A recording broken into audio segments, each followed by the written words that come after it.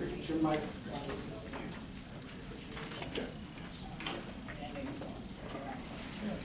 I'm going to call the meeting to order. Please rise for the pledge and remain standing for a moment of silence. To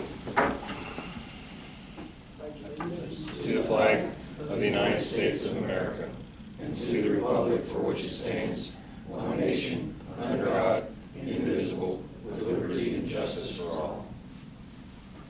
Have a moment of silence for those first responders and military who gave the ultimate sacrifice, and a special mention tonight, John Glover, who was on Planning Commission, passed away this last week, and our prayers go out to him.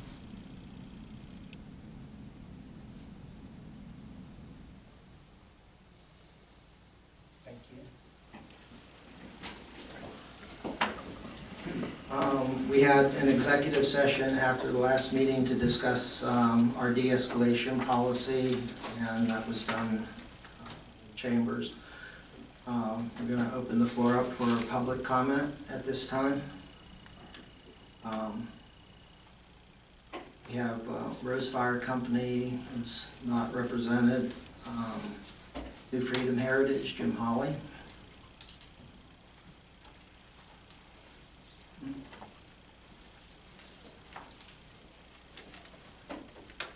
Is it okay if I stand? Oh, sure. I got two Try to get close to the mic, Jim, so it picks it up. You might There you turn go. it on. It's on. Well, thank you for allowing me to speak tonight. One of the things I'd like to talk to you about is our plans to have an architect, which we have retained from York, the new tech firm. And what we've asked them to do is to do a feasibility study on enlarging our museum, because we have run out of space and we have so much stuff now that you can hardly move in the existing building. And we're meeting with them on Wednesday afternoon for a preliminary look at what they've done so far. But they will not only give a recommendation on enlarging the building, the existing building, how big and what the cost would be. Now, after we get this study, we plan on applying for grants. We now have a new Heritage Board member. His name is Rodney Stone. He lives in New Freedom. He is a professor emeritus from Towson University, and he does these grant applications. I don't know if it's a hobby, excuse me, or he just does it to help people. But he has gotten, I believe, 2 grants for the Dallastown Historical Society and been quite successful there. However, he tells us, one, we do need a feasibility study because that would be, go along with the grant applications, because that shows that we've used professional people to tell us recommendations on what to do, how to do it, and what it's going to cost. That's the primary thing. And I think I requested previously, I'm not going to say when, just a long time ago, to be partners with us on any grant application, because without the borough we don't stand a chance. But if the borough is the grant application and we are your partners, then it's received better and stands more chance of being accepted and receiving a grant. Whichever way he wants to write it, I'm sure we can support. Okay. The feasibility study is going to cost us $99 million, and that sounds like a lot of money, but there were 2 engineers down at the building last Saturday? No, Friday. I think it was Friday. And they spent about a good 2 hours going through the existing building and looking around as best they could with all the snow on the ground. But, we would also request you consider, I'm not asking you to make the decision tonight, but helping us with the $9,900.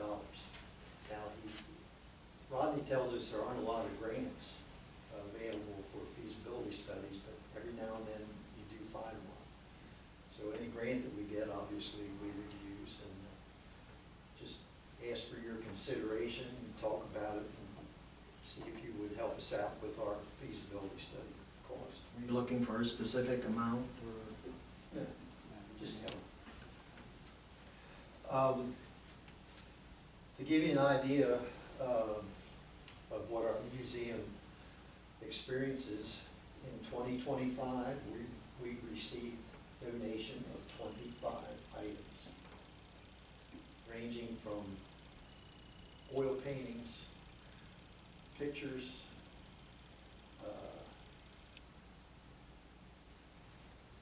information on NCR during the Civil War, which is quite interesting. That was provided by Al Smith, who's a 95-year-old resident of New Freedom. But he had this information and turned it over to the museum. And we just had a lot of things, and we just need more space. We'll probably go with a minimum of maybe 2,000 square feet. And the architect, when they were down, said, well, the first thing you're going to have to do is you really should have 2 restrooms. And the existing restroom is not handicap accessible, which is, although it's an existing building, if you're going to expand, and when you do get crowds, which we do, matter of fact, the first Sunday in January, there were people in there constantly from 1 to 4. And at times there were 10 people. And if you've ever been in there, and if you can picture 10 people in there, you can't move. So anyhow, we do need this project. So when we get the feasibility study, we'll turn a copy over to you to take a look at it, and then we'll, because you all do own the building, and it would be still your building, and it's something that you'll be maybe use in addition to what we use it for the museum.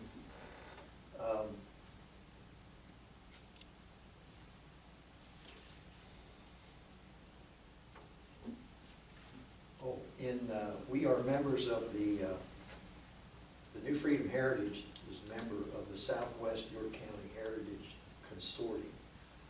And that's made up of 8 historical people like New Freedom Heritage.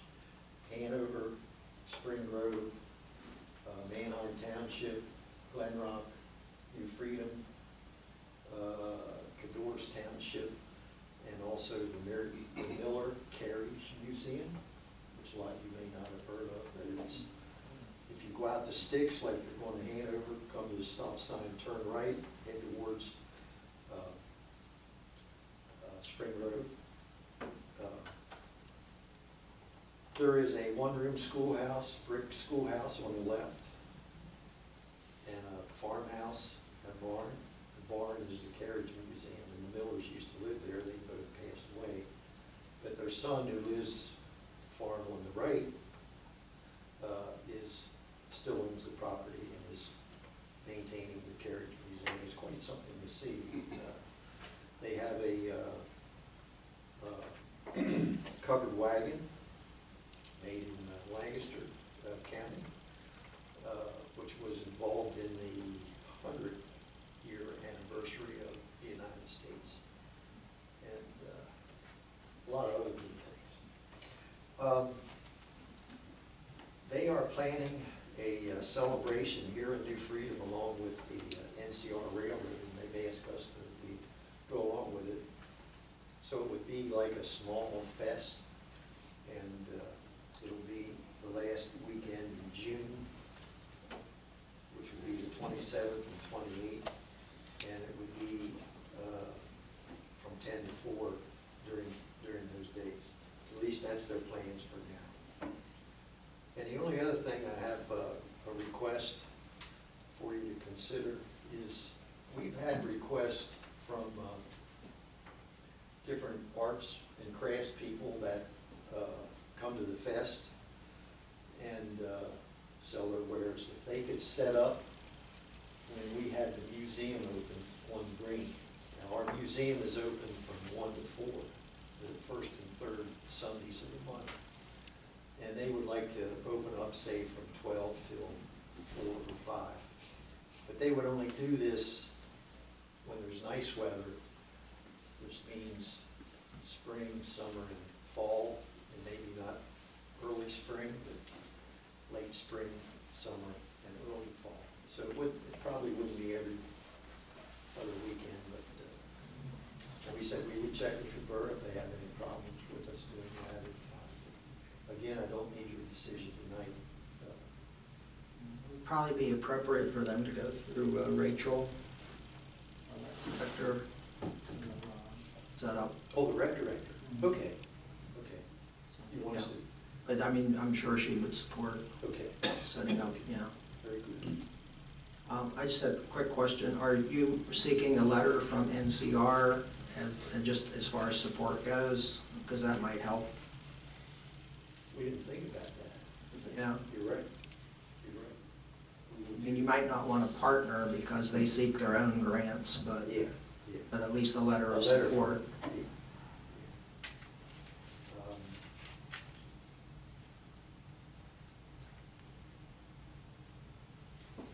That's all I have, unless anyone has any questions or. Anybody else? Thank you. Thanks, Jim. Public comment?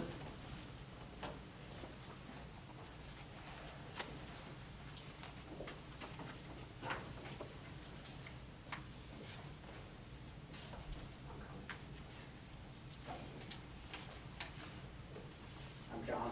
I live on Dickinson Court. I think, Oh, I am so sorry.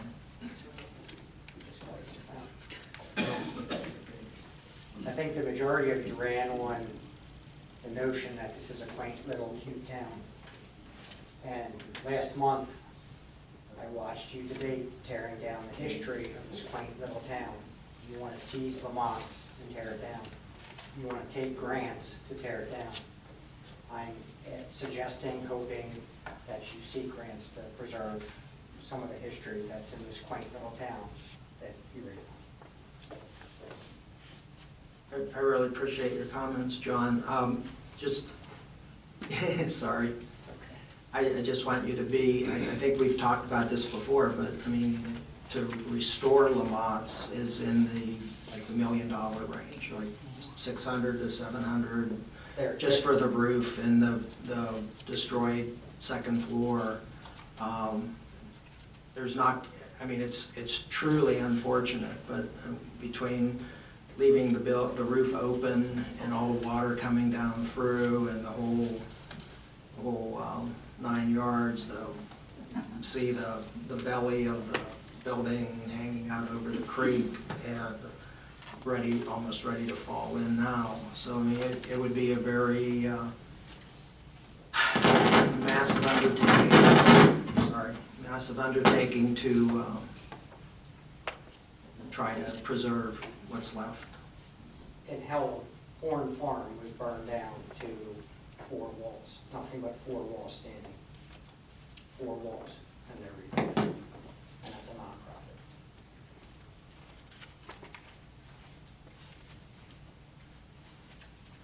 Anybody else? Okay. We have a consent agenda for the minutes from the regular meeting held January 12th, the treasurer's report from December, and the treasurer's report from January. Does anyone have anything on any of those items? We'll start with the minutes from January 12th. Okay. Let me back up and just get a motion to accept the consent agenda. I make a motion to accept the consent agenda. I'll second. A motion and a second. Is there anything, any questions on the treasurer's report of December 25? I have one question. Page 6. it was down to where, a warehouse or where it starts. Marge could help. Why is there an engineering fee for that? Is there something being done, or? No, that was actually closing the NPDS permit and filing the notice of termination. That goes back to the project that was finished in 2020. So it's just closing out that NPDS permit at this point. That was left open, so we received a letter from the Conservation District and then had to file all the necessary paperwork. Thank you. Yep. What does NPDF mean? NPDS is National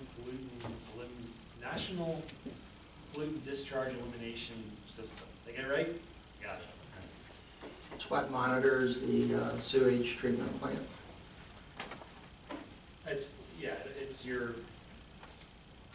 It relates to wastewater treatment, also relates to stormwater management for large-scale projects. I have a question on page 24, $11,200 for the property liability insurance. How long is that for? That's for a year.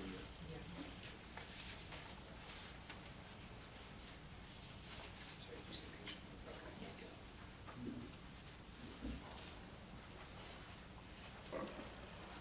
Okay, anything on the treasurer's report from January 26?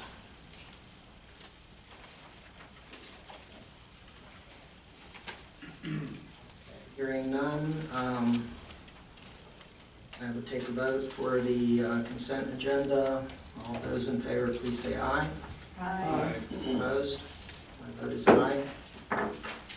Unfinished business, Paul Smith Library update. Carl from the library, I'm sorry if I heard somebody, wrote us a letter. It says the transition of the Paul Smith Library from a member to a branch library is proceeding slowly but surely. Brianne is meeting with York County Library representatives every 2 weeks now to move the transition forward. The one decision that has been made is that the hours of the library have been reduced from 51 to 45 hours per week. This is what the library board had requested. I've been working with the Friends of the Paul Smith Library to get that organization set up to be the primary fundraising organization, so they will not have any management authority over the library. It will only be a fundraising organization. They're getting a new EIN, 501c3, and designations. We have legal representation through Jeff Raymeyer. The board is currently reviewing a draft lease between York County Library and the board, the building owners, and he will continue to keep us informed as progress is made. So I don't see any need to take any action until we hear back as to what we at least get to review the documents that show where the money's going to go. Anyone have any questions? Yeah, the 6 hours that were removed for the library, is that like the last hour of every day? Is that one day closed now? What did they do to that? I don't know how I would have to check to see their hours on the door, but I think they just shaved it back on a daily basis. I don't think that they closed any one particular day. Okay. 1 East Franklin Street, further action.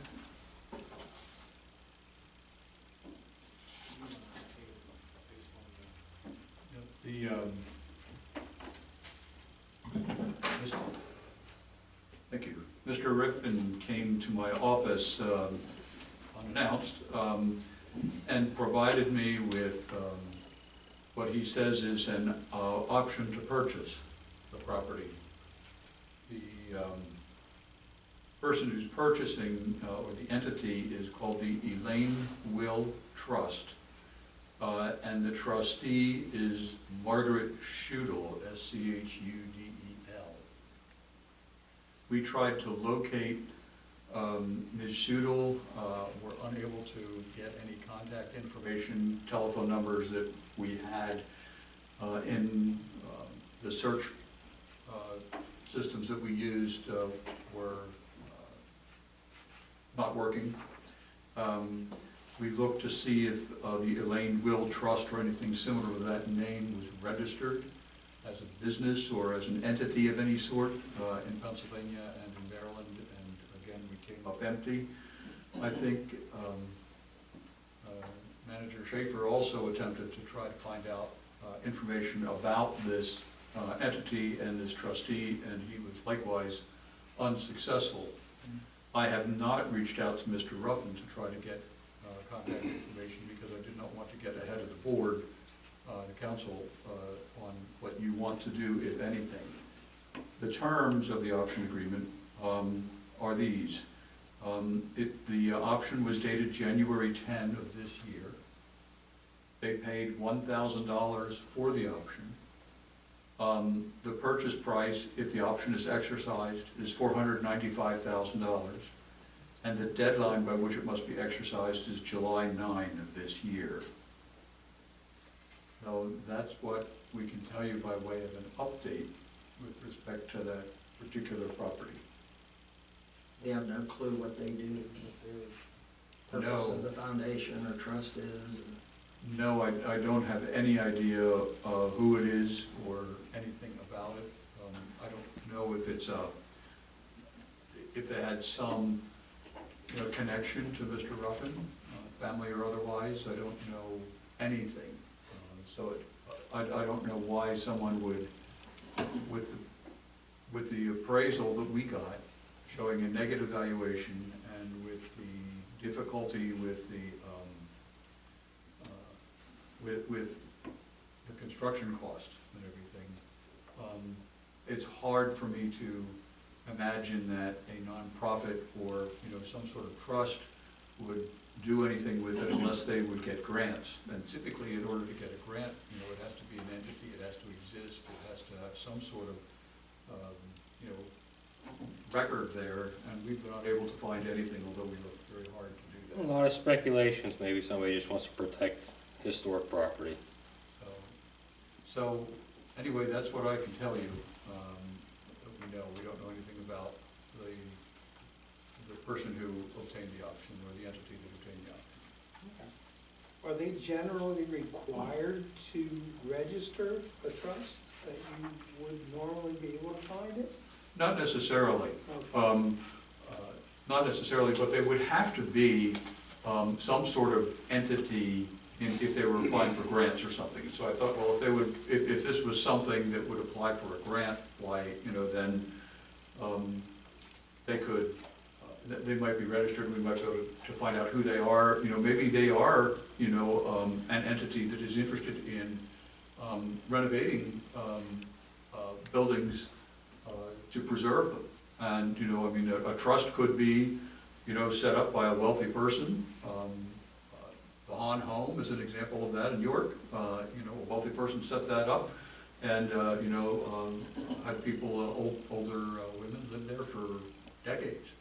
So it could be something like that, but we were just unable to find anything. So your imagination could run wild with who they are, what their motive is. John, you might get your wish. Maybe someone will come in and dump a lot of money into it and renovate it.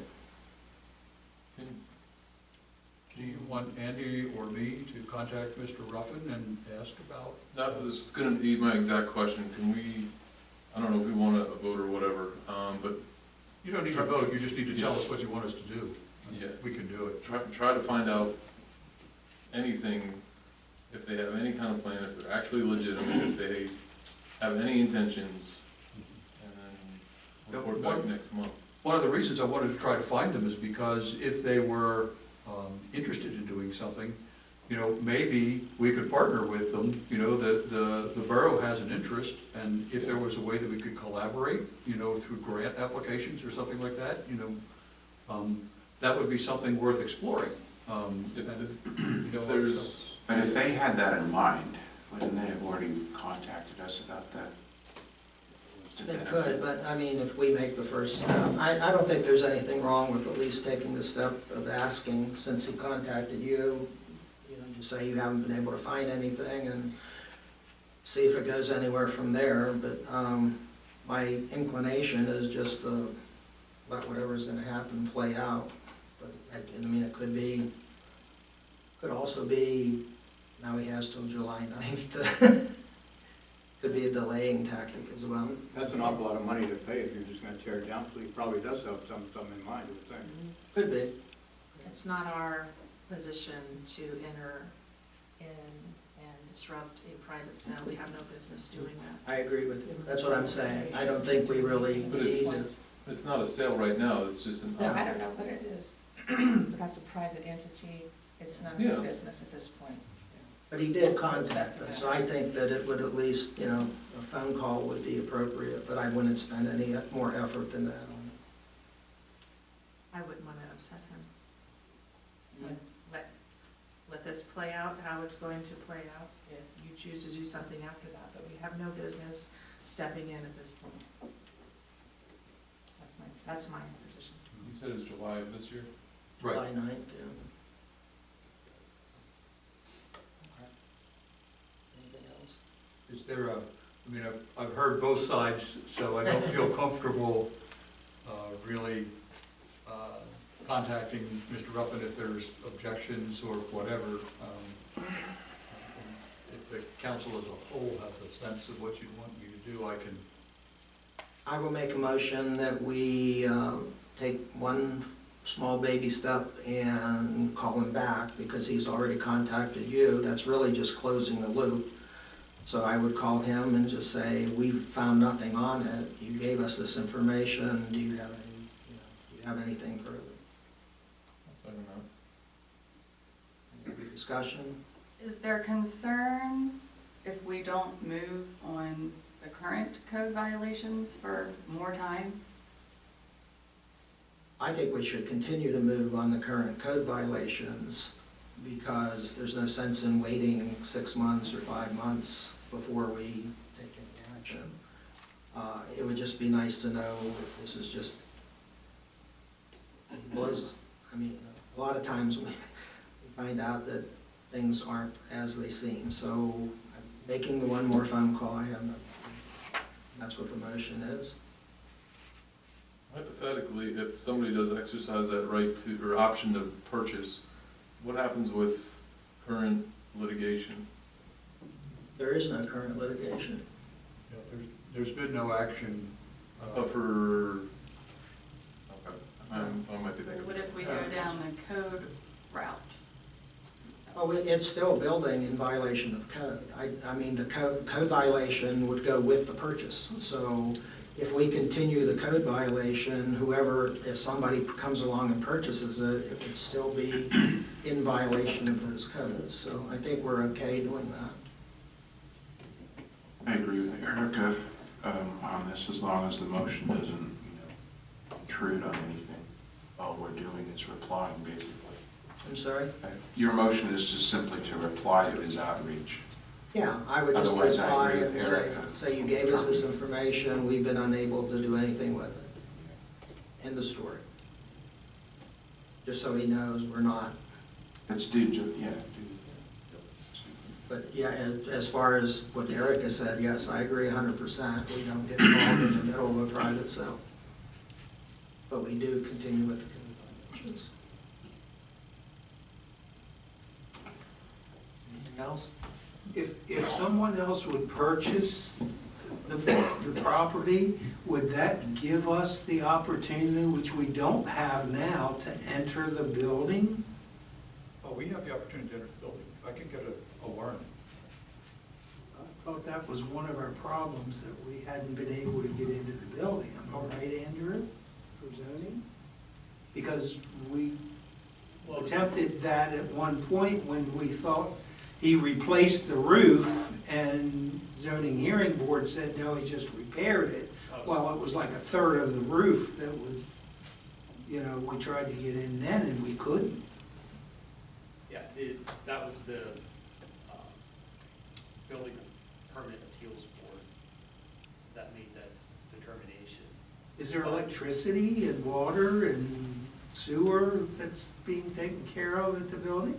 Everything's inactive at this point, but property's condemned, so I'm not really sure what gaining access to a condemned property, it's already condemned. Well, once it's sold, that would be one of the first things we would have to do. Along those lines, the property maintenance code does not allow a property to transfer that has outstanding code violations.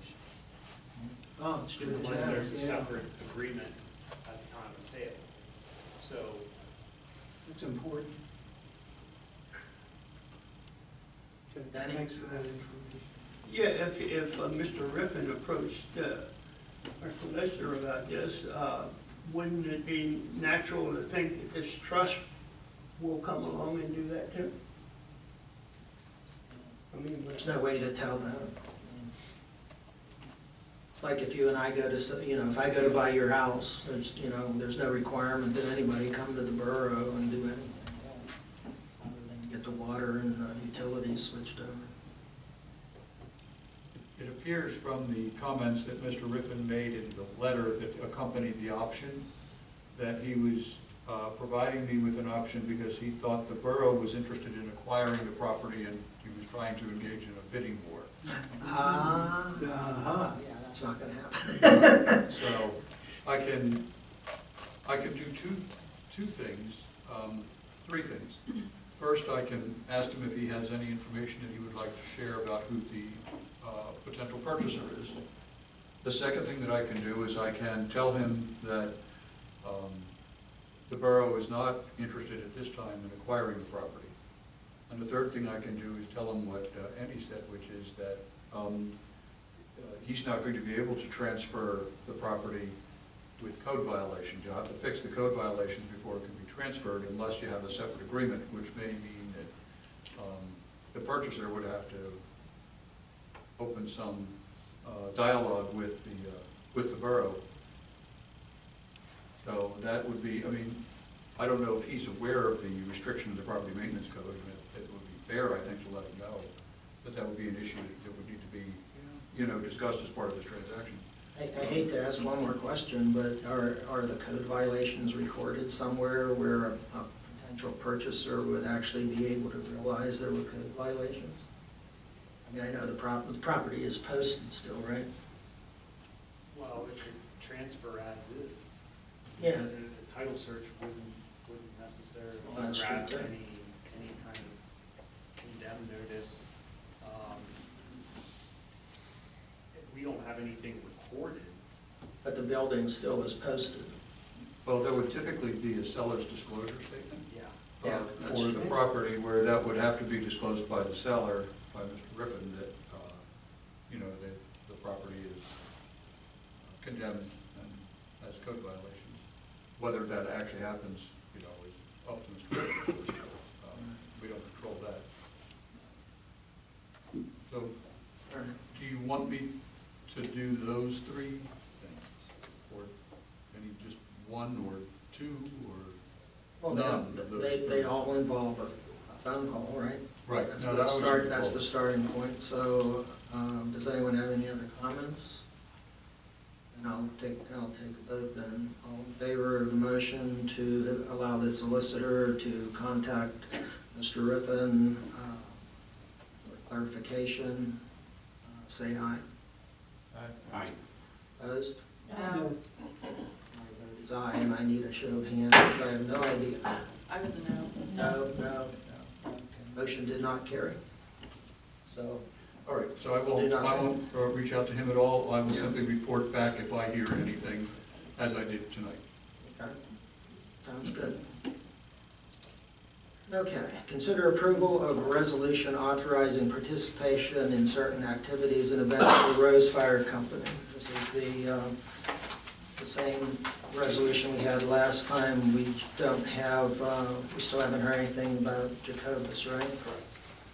Make a motion, Yes, please. I'll make a motion for the resolution authorizing participation in certain activities and events for Rose Fire Company.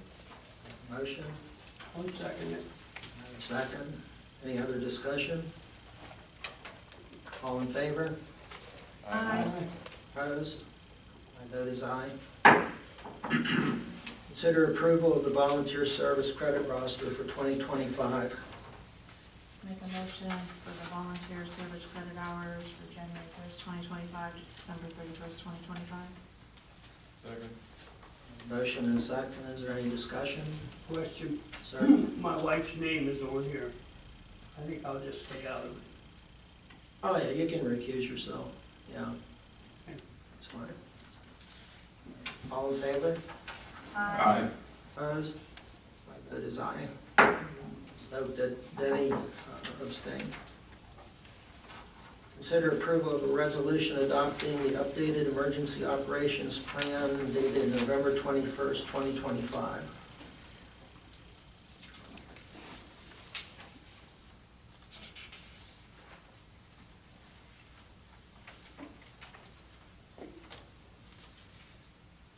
This is just a normal update. Every 2 years. Make a motion for the approval of the updated schema EOP. I'll second. Motion is second. Are there any questions? Read all 111 pages. All in favor? Aye. Aye. Opposed? My vote is aye. Consider ratifying the disaster declaration from the snowstorm on January 24th to January 28th.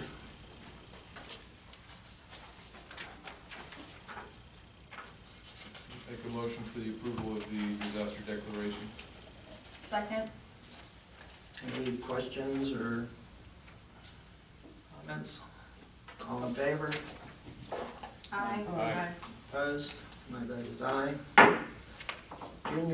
Junior council member program.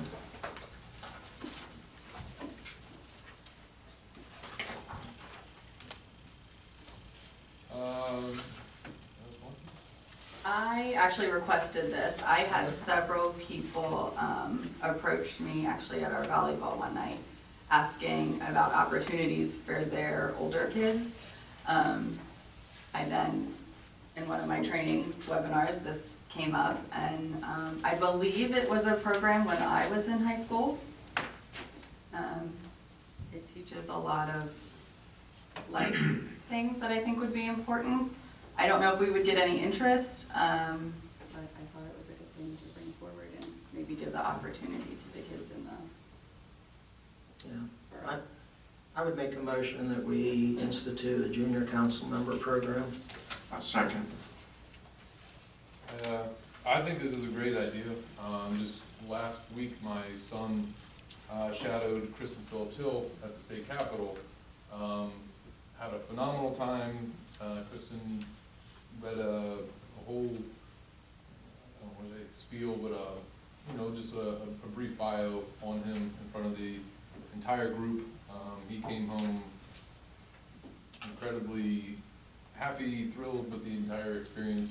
That's great. So obviously at the state level this is different, but I just think the experience itself is really neat. Is there a number of people, number of individuals that we would do? 1, 2, 3? I'm just curious. I think it's Does it- one, right? Does it have to be one? I think we start with one and see how that See how it goes. goes. Okay. Yeah, Shrewsbury's instituted this. Shrewsbury and Glen Rock Borough does this, so we want to reach out to them and see how they do their programs. Is there a cost associated that like we cover transport or? Not that I found it. No, because it would be someone It within our would be task local. force. Yeah. It would have to be somebody. Right. Yeah. Okay. And from what I understand, they kind of do the process like the rec, interested. They would submit something, come in for an interview. We could ask them questions, they could ask us questions and move forward. So I'm sorry, Erica, you said Shrewsbury and Glen Rock. Borough and Glen Rock Borough both have this program.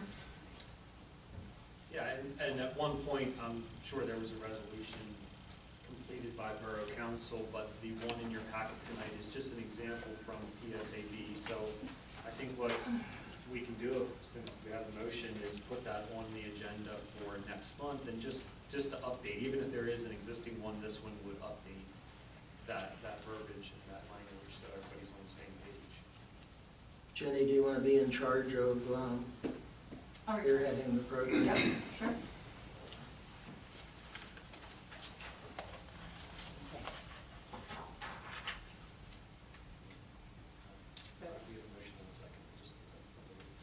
I'm sorry. We have a motion and a second. Are we, Just to move forward with the program at this point, we'll Yeah. have more. so you'll have a resolution for next, sounds good. Okay, so we have a motion and a second to institute the program with Jenny Newcomb being the point person. All in favor? Aye. Opposed? Vote is aye. 2027 Southern Regional Police Department and New Freedom Borough budget discussion. I wrote something up.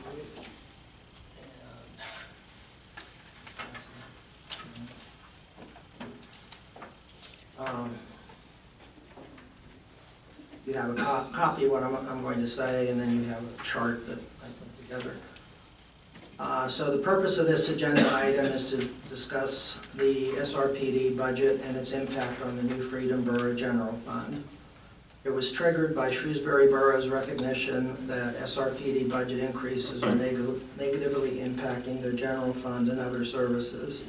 As a result, Shrewsbury Borough has voted to cap their contribution to the SRPD budget for next year and has notified SRPD that their cap for their 2027 municipal contribution is $929,000. This action per Shrewsbury Borough is meant to cause SRPD to budget to a number, hold costs, and find new ways to meet budgetary goals.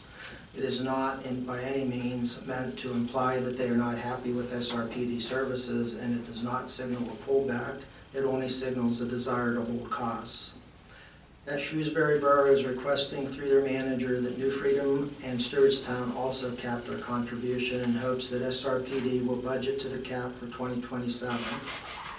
They have notified SRPD early in 26 to allow ample time for adjustments by increasing revenue, by expanding service areas, decreasing officers by 1 or 2 through attrition, revamping officer scheduling, and or adjusting budget items such as budgeted overtime. If calculated to proportionately match Shrewsbury's, New Freedom's cap would be $875,000, which represents a small increase over this year's. This year is $865,000. Stewartstown would be $535.8. I've agreed to present this case to my council because I am concerned about cuts to the service portion of our general fund, and I largely agree we must find a way to either decrease SRPD's funding requirement or increase revenues. Historically, a budget analysis for the last 5 years shows New Freedom's SRPD contribution has grown by over 40%.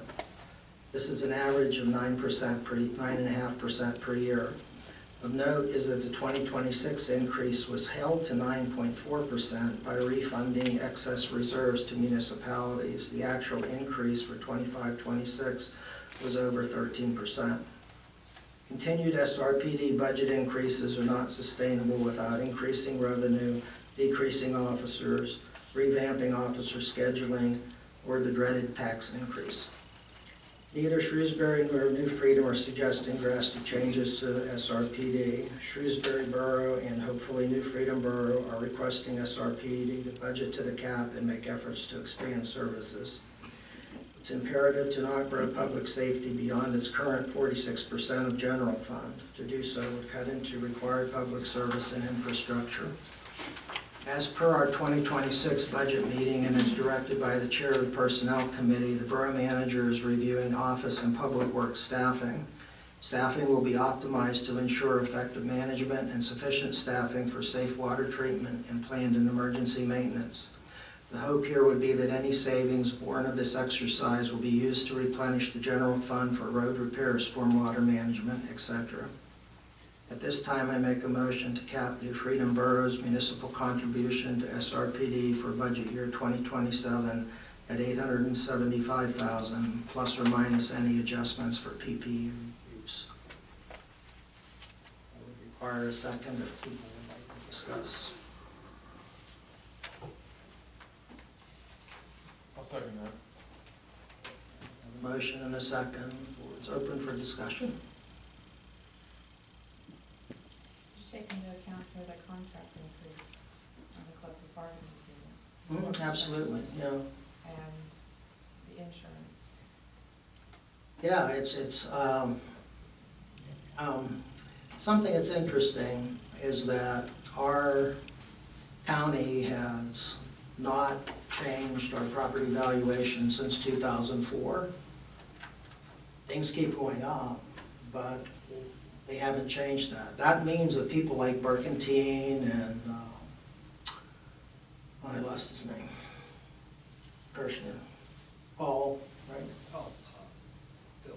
Phil, yeah, Phil can come in, and when they build their houses, they're gonna be valued at 2004 rates. So we don't see any increase for that, but yet we see what has happened since COVID, even in the last few years, has been a 40% increase in salt and this and that, and whatever we do, there's a big price increase.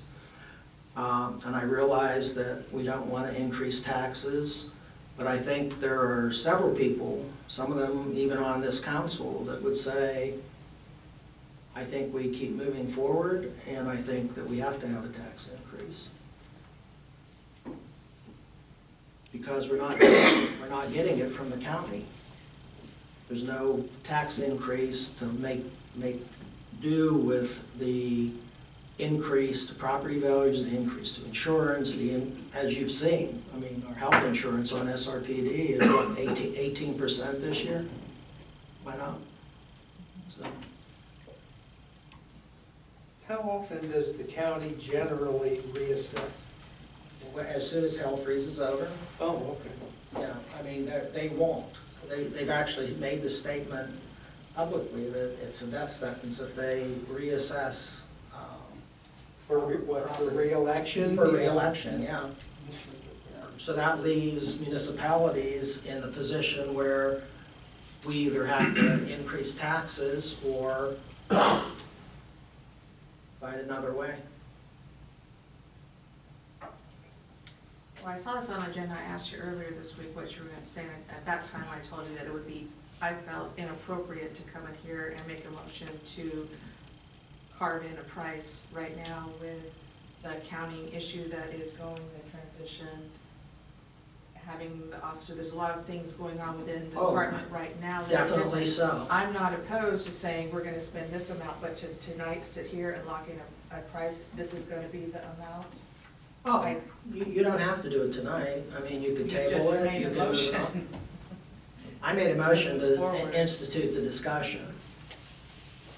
I think that, Well- I think it needs to be discussed. Yes, and I believe so too, but you just said here to lock it in at 875. I had to make a motion to do something. I made it the same as what Shrewsbury's doing. Well, I don't know, are you sure they voted? Yeah, Brian said they did. Um, They also made it a hard number. They said they voted to hold it to 929. And Brian asked them, so what if it's 930? And they said 929. So I'm not saying that there won't be a reason to change it. What Brian's trying to do, and again, he asked me to present this, and I agreed because I agree with him in principle, is to try to get SRPD, you and I, to budget towards this cap. We had a meeting this morning to try to go out to other areas to get more service that would hopefully alleviate part of this problem. And what is this cap from what it is now? What is this cap going up by, what percent? It's only like 1.2%. It's not from this year's budget? Yeah, 1.2. It's just a small increase. It was just done basically to offset some of the reserve money that we used for this year to decrease our municipal contribution. So you're looking for 2027 to only pay 1% more? That's what it would come out to be, When Well, salaries are going up by 4? No, that's already included. They don't go up 4% a year Yes, they do. for the life of the contract. Yes, they do. And yes, I am. When does their next contract? Ends in December of 2028. just had a new contract. And what concessions were made to get to the budget that we passed this year? We used some reserves, some money that was there. And that's gone? Well, that, yeah, that money was not even identified anywhere. That money fell out of the sky. It came from years back. It just been there, and it was in the capital side. The capital budget has not been completed yet, and I don't know how much money is there, if any money is there. We use that for tasers, we've used that for shields, we, used that, we used it for, Our budget would have gone up for SRPD by 13.2% this year instead of 9%, 9.3%, if we would not have found the reserve money. How was it just found? Sorry? How was it just found? I don't know. We it wasn't just just brought it found up. this year.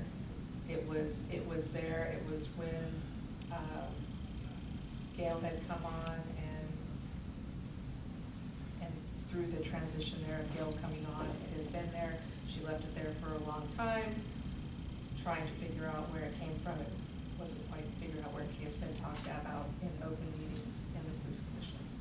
Wasn't some of that due to rebates that they kept a bit of it? I know they did.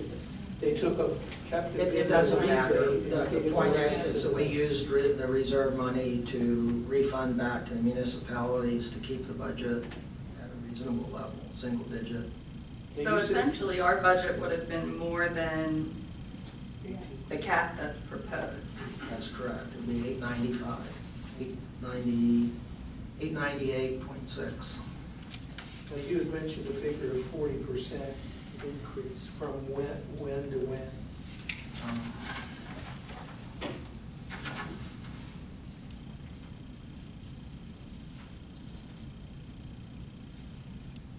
I think it's from, that's a good question. Get back to it.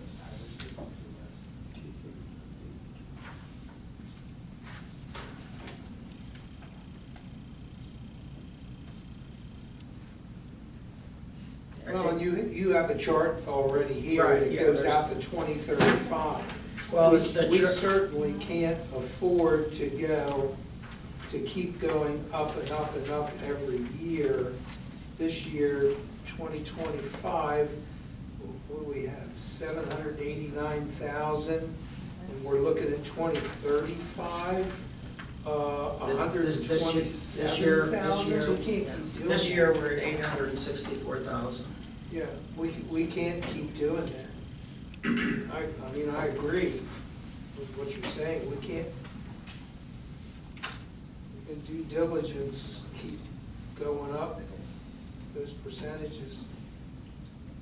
So just to clarify, was anything during the budget conversations, I assume Shrewsbury expressed their concern during those conversations, or did it come after they passed their budget? They took a vote in December to cap their budget for 27.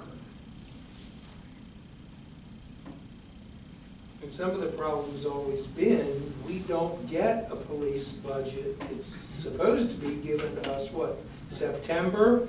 We're lucky if we get it by December. We didn't vote on it until when? January? Yeah, if that.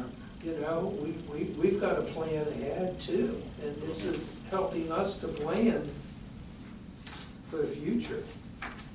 I mean, Erica is more than right in saying that, I mean, this isn't even a good year to be capping things, because we are looking right now at 3 officers that are going to be out for several weeks, and it's going to probably push the overtime budget up even higher. But we also have $194,000 in budgeted overtime. That's a lot. That's 52 hours a week at time and a half. You know, and that's, you know, yes, Do we need some of that?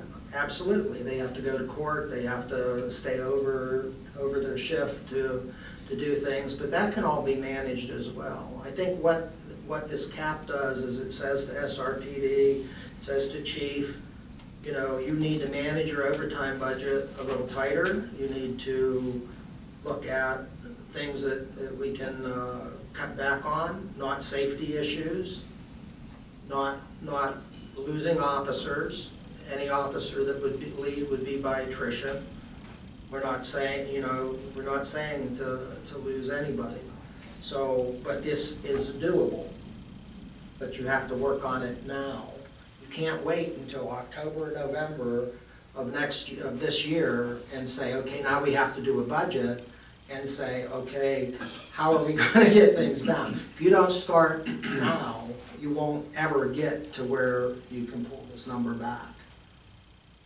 And again, you know, if it were up to me, and if it were only me, I would say, you know, I'll pay an extra $50 or $100 for SRPD. I have no problem with that. There's other people that would say the same thing, but you can't push that on your constituents either, because some people don't have that money. Some people can't say, I'll pitch in an extra $50 or $100 a year.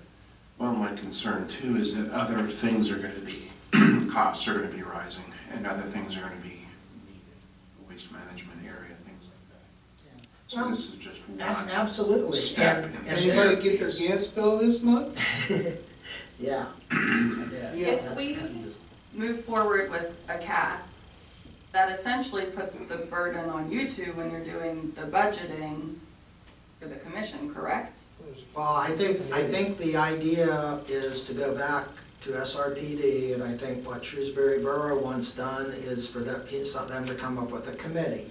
And we've already started a committee that's going to go out, an outreach committee that's going to go out and try to find additional areas, additional service areas, and hopefully it'll bring in enough money to cover 2 officers, but we might only have to cover 1.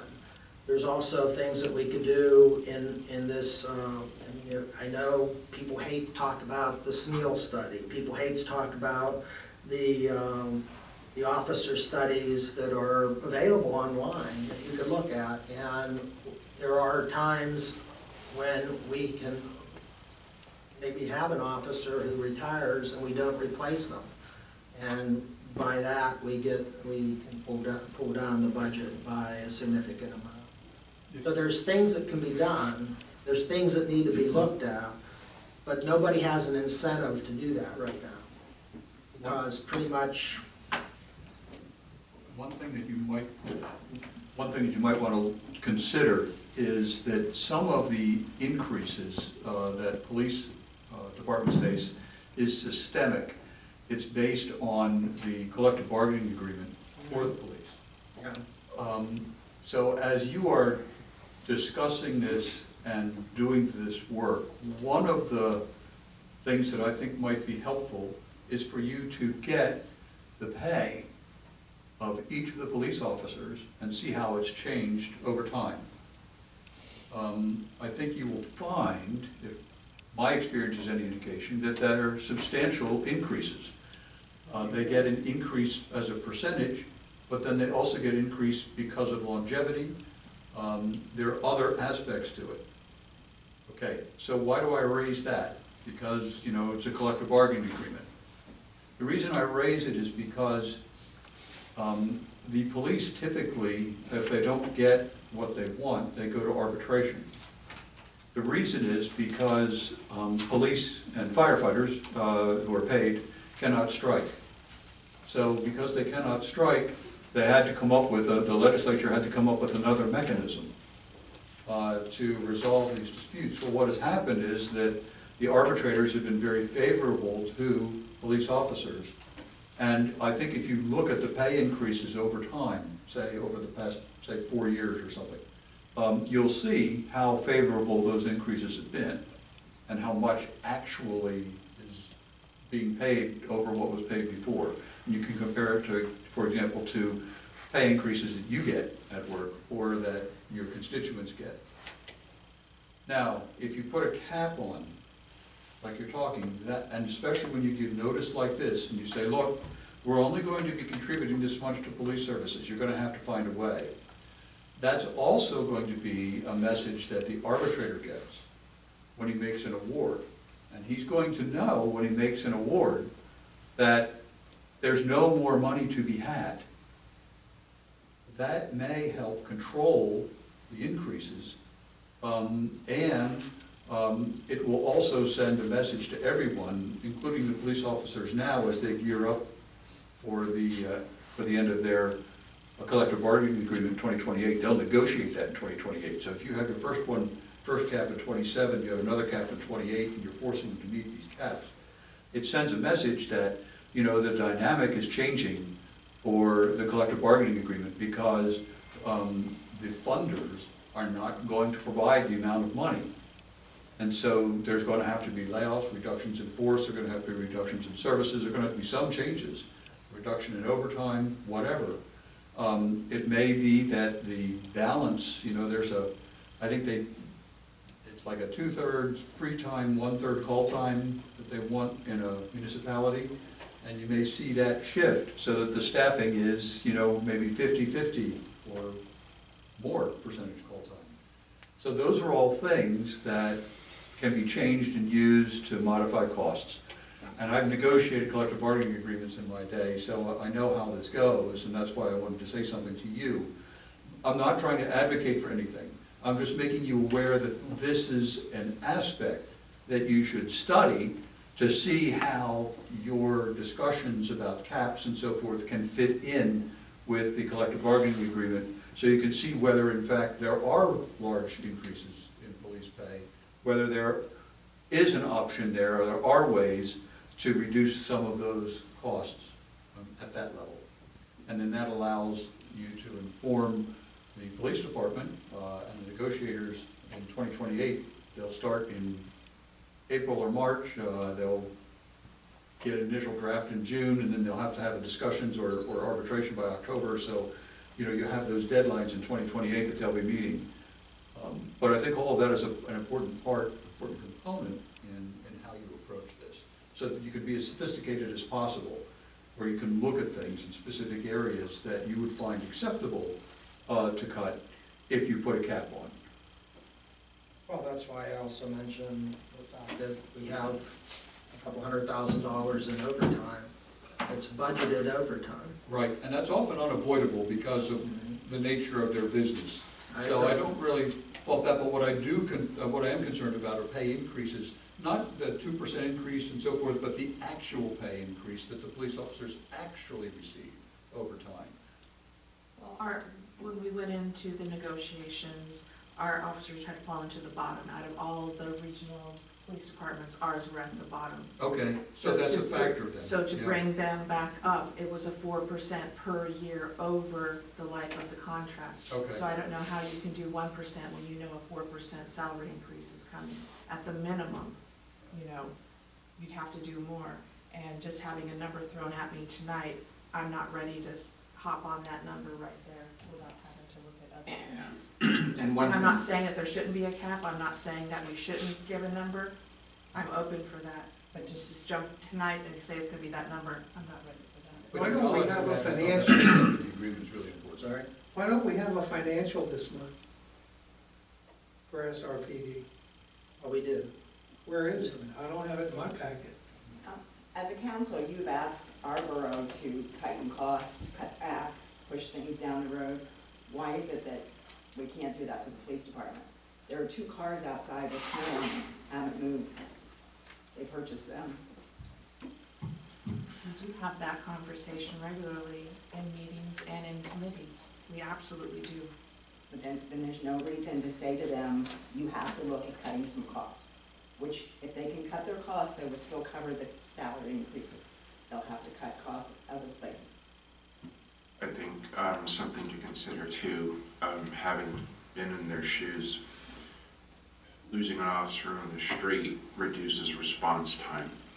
And when you're an officer and you need backup, I think in Baltimore City, the average response time was like 1 minute and 45 seconds, so it was pretty good. when you're in a signal 13 situation, which means you're hitting the radio yelling for help, a minute and 45 seconds was a long time. I don't know what the response time is out here, but I would presume it's got to be at least 4 to 6 minutes. And that is probably too long for the average officer, considering situations they can get into. So, you know, when it comes to cost reductions, which I'm all for, because the last thing I want is more taxes and whatever, but you have to also consider that. You know, phasing one officer out, the impact of backup response times will also have to be looked at, because, you know, we save $80,000 or something, $120,000, but it means the officers have to wait 2 more minutes for a backup while they're screaming for help on the radio because somebody's knifing them. It's just something to consider. You're still going to have 2 officers always on duty.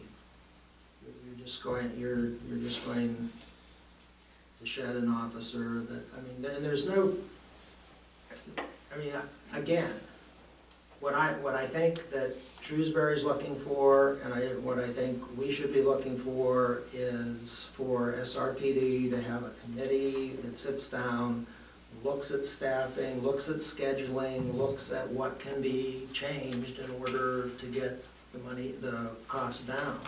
Doesn't mean that they're not gonna have 2 officers on duty. It doesn't mean that they can't have some amount of budgeted overtime. It just means that it needs to be looked at. They may come back and say there's no way we could do anything. That's a possibility. And what I'm saying to that is, and I've said it many times in public, what I'm looking for at that point would be a tax increase in order to cover the police. I don't think that that is something that's verboten. I think it's something that's we have to consider. Can we survey the residents to see where they stand on? They don't answer surveys. Well, they answered in droves in 2018 at the meetings. That's when New Freedom was talking about getting out of Correct. Yeah. Southern Regional entirely. So, but yeah, getting participation on something like this until it becomes a real, like, going to happen tomorrow issue, like the potential for that, you're not going to get the participation. Yeah, to that you completely usually do think. without, we're not talking about doing without a police department. No, not at all. We're Definitely talking not. about trying to be financially and fiscally responsible. But I have to go back to why didn't we get a financial statement this month? Do you want mine from the meeting? Well, nor, are we not going to include it any longer? I mean, that gives us a good idea of where they stand on a monthly basis and what you're talking about salaries. I think the average person would be surprised at what some of these officers make. I got mine. You could just get an email to Yeah, could you email those out so we could? I'll request it and send an email out with that attached. And I don't know if somebody could possibly put out what Andy requested, was how much has it gone up in the last 4 years, 6 years? Oh, okay, well, that's on the chart. Yeah, but remember what Erica said about catching them up as well, so That, and that's key. I don't know why you'd want to jump to a tax increase right away, because if you're asking them to tighten their belt, our belt needs to be tightened, as well as the member municipalities that are in this contract have went years, 10+ years, and they didn't raise their taxes as these prices were going up. So that not only is the department asking them, it's also this borough Well, looking I mean, to and there's other things also. that, well, you know, as an example, while Shrewsbury Borough didn't raise taxes, they added a surcharge on sewage. I mean, different, it's the same as a tax, it just is not called a tax. Like a user tax. The 5%, the 5-year average for growth is 9.6%. To answer your question. But in salaries? or in No, overall? the salaries are 4%, but there's other things like budgeted Well- overtime. No, the salaries are not 4%. The pay increase is 4%, but as Right, longevity right. and so forth factors in, the Right. actual pay increase of police officers will be substantially higher than 4%, I think. I think So we you need should to take a look. That's what I think you should study, is what are they actually getting? Because that's what everybody else does. So you should look at, and that's why I'm suggesting that's one of the things Right. you look at. That's And then kind you've of what gotta do I'm what- getting at. Can we request that from them or from you? Yeah, that's public record. So, the pay. So, but then you have to look at what Erica was talking about, which is, okay, it's nice that these guys are getting big pay increases, but in the market, you know, in the larger context, if your officers are getting paid, let's say, 50,000, but all the other officers in the surrounding area are getting paid 60,000 for the same thing, you know, that's an issue. So you have to look at that part of it too. You have to look at the market. I'm anticipating when the contract comes around, they're gonna be at the bottom again, Yeah. because everybody we have else is to- gonna be doing those contracts for 5 years. Yeah.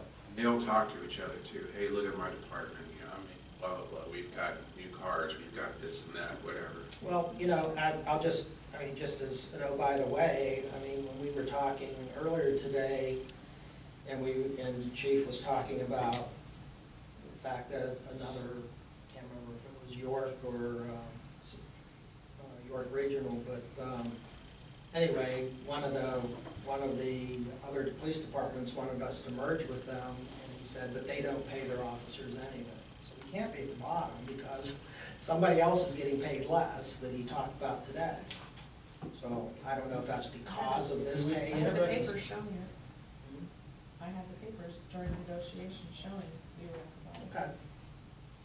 So is chief not being accurate or forthcoming?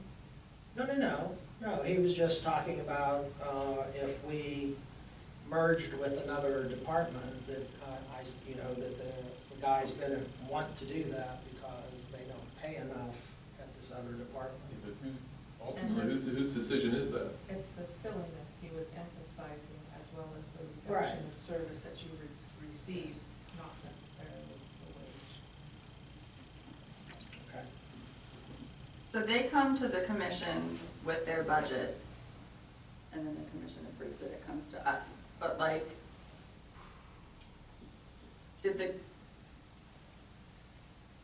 what did they give up, or did they not give up anything to pass this latest budget? And my second part to that is, all of the uniqueness of this year, like with the officers out, that was all included in the budget, so it was not.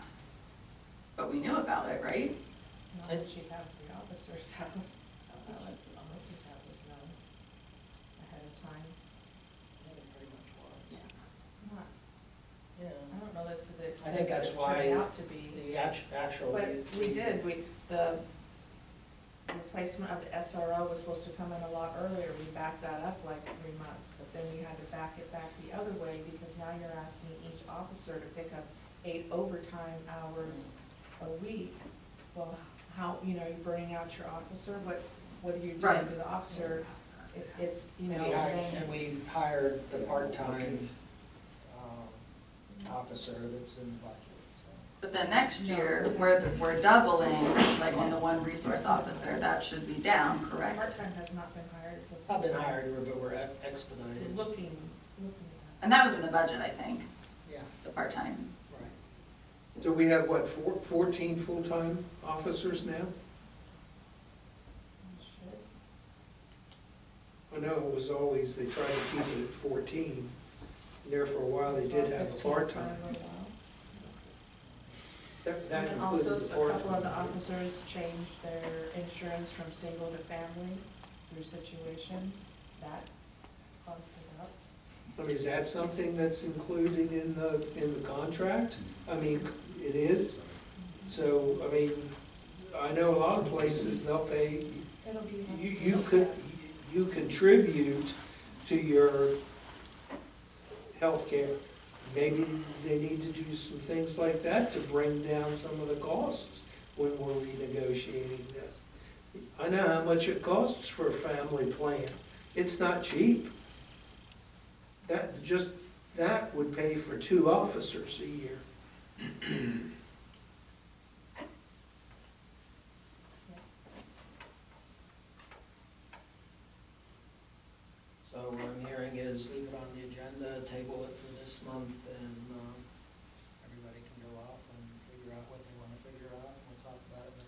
Do we have to individually request from them, like, No. the budget and the, like, contracts? You can get all that for us? Yeah, you should be able to get that. Email that? Something else on your plate? While we're on this topic, could the commission have a better website? Or a website, not just Facebook? It's another fee. Well, don't they post their minutes? There are minutes on the Shrewsbury Borough site, if you're looking for minutes, Oh, I was. of the Shrewsbury Borough Okay. site. Wait a minute, why don't they have to post their own minutes on their, don't they have a website? We do. through SRPD does, Yeah, yeah. it's not a, it's not a But- southern They regional used to website. have a southernregional.com. Yeah, but that's not a, What? that doesn't have, So you have to go to Shrewsbury Boroughs. Their minutes are on their website. It's not easy to find, but they're on. Could you ask them to make it easier? On SRPD's website? Yeah, Yeah. the minutes and their, Yeah, the minutes are on there and their agendas are on there, but it's, their site is hosted through Crime Watch, which a lot of departments went to a while back. yeah, they went a couple of years ago. The withdrawal of motion. Who seconded it? Me? You withdraw it? No. Okay. Call for vote. Okay. Well, we have a motion and a second to set a cap at 875 for SRPD for 2027. All in favor? Aye. Opposed? No. Motion not carried. I would like to get a list of all the officers and their positions. If that is, We have that. thank you. Are you requesting their pay information also? Not right now, no. Because I mean, that's in the standard All right, well, if it's in there, then, that we then, usually get every month. all right, if it's in there, then block it out. I'm not asking for that. Well, you know, he's gonna send it out anyway, because that's what we always get, a financial statement. Doesn't have individual It's not salaries. broken down into. Well, but you know, you have a real good idea where everything is. All right, all I'm asking for is the number of positions, full-time, part-time, and their title. I'm not asking for their financials yet. We have a chief, 2 sergeants, most officers. SROs. Mr. Well, their SROs are kind of paid for by the schools. Oh, let's talk about that. They're not. What what do you mean they're not? They always were. Is the discussion still open since we voted? Sure. I went down a whole rabbit hole with the whole information I have, and it appears that the schools don't pay administration costs. Do they? That's what we were told It's before. included, supposed to be included. I believe the district just asked for a meeting about that. Because in 2018, I have those notes, Chief said in that meeting that he acknowledged the formula was not fair to all parties involved. And I guess in 2018, there was discussion of placing a cap. But according to what I came up with and what they pay, the admin fees and some other fees are short about $60,000. For the SROs. Yeah, I think you're right. One of the sergeants over there said that he thought that the SROs, the school district was paying too much by a little bit. And I don't see that. And I know at the last meeting, Chief mentioned, no, Erica brought up the amount of overtime at school. I don't know if that's They pay for their overtime. Yeah, they like pay- extra. They pay extra. So depending on what they pay extra, it might work out. I just had a very not descriptive budget, so I was going on regular figures, but I can share them with anyone that would like them. So it'll stay on the agenda, and we'll talk about it next month, and hopefully come to a conclusion one way or the other. Solicitor report. Okay, well, we've taken care of one item on Frank Street. We have the Tommy matter that is pending. We completed our interest in discovery, so we'll list that for trial. Mr. Taylor's lawsuit has not moved, so there's been no change in that status. And the only other thing I have is our Municipal 101 program on February 24. I do have registered for that.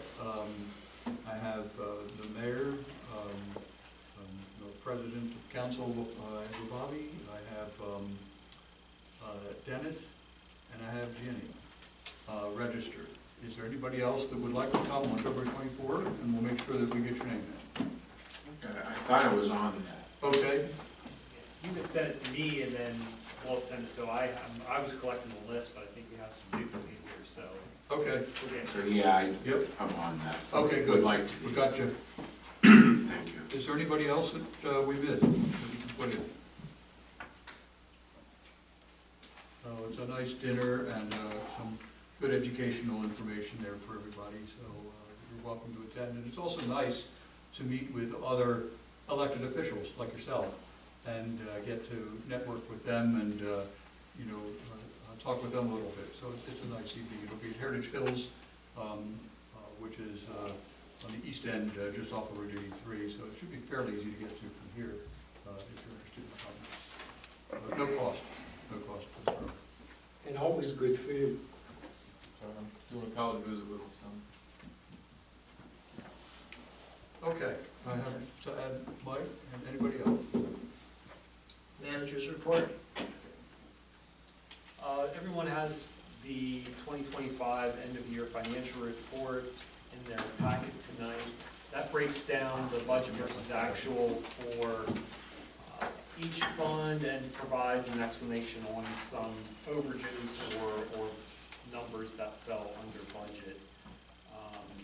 This is something that we produce every year, so basically this is something that's unaudited. I want everybody to remember that. So the auditor will be in March and then complete the full financial audit and then produce those financial reports for council's review as well. So if there's any questions on that, I can hopefully answer them with going through the process. Yeah, I have a few.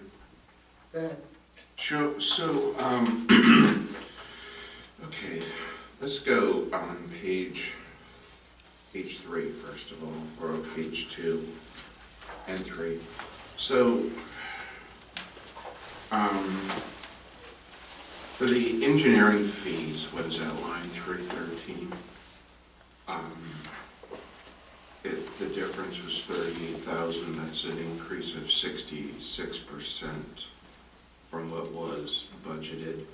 And then if you go down to item, same page, 221 towards the bottom, EMS service supply was over the budgeted allotment of 20,000, so that's like a 57% difference.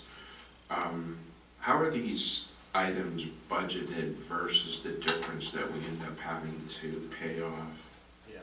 I think one thing, if you go over to the next page, page 5, so there's, on this segment here, for the general fund, I'm talking expenses, that starts on page 2 and ends on page 5, there were 87 items listed, and of the 87 items, 45 are over budget. So that's pretty much 48%. So I'm just wondering, where does this budget happen, and how do we get almost half of it over? Yeah, so basically we can go through those line items that you had questioned. The first one, that EMS service supply, that is line 411-221. That is a pass-through of the EMS service tax. So what we did in 2025 is completely broke out all the expenses as it relates to the fire company and those expenses that relate to EMS service supply.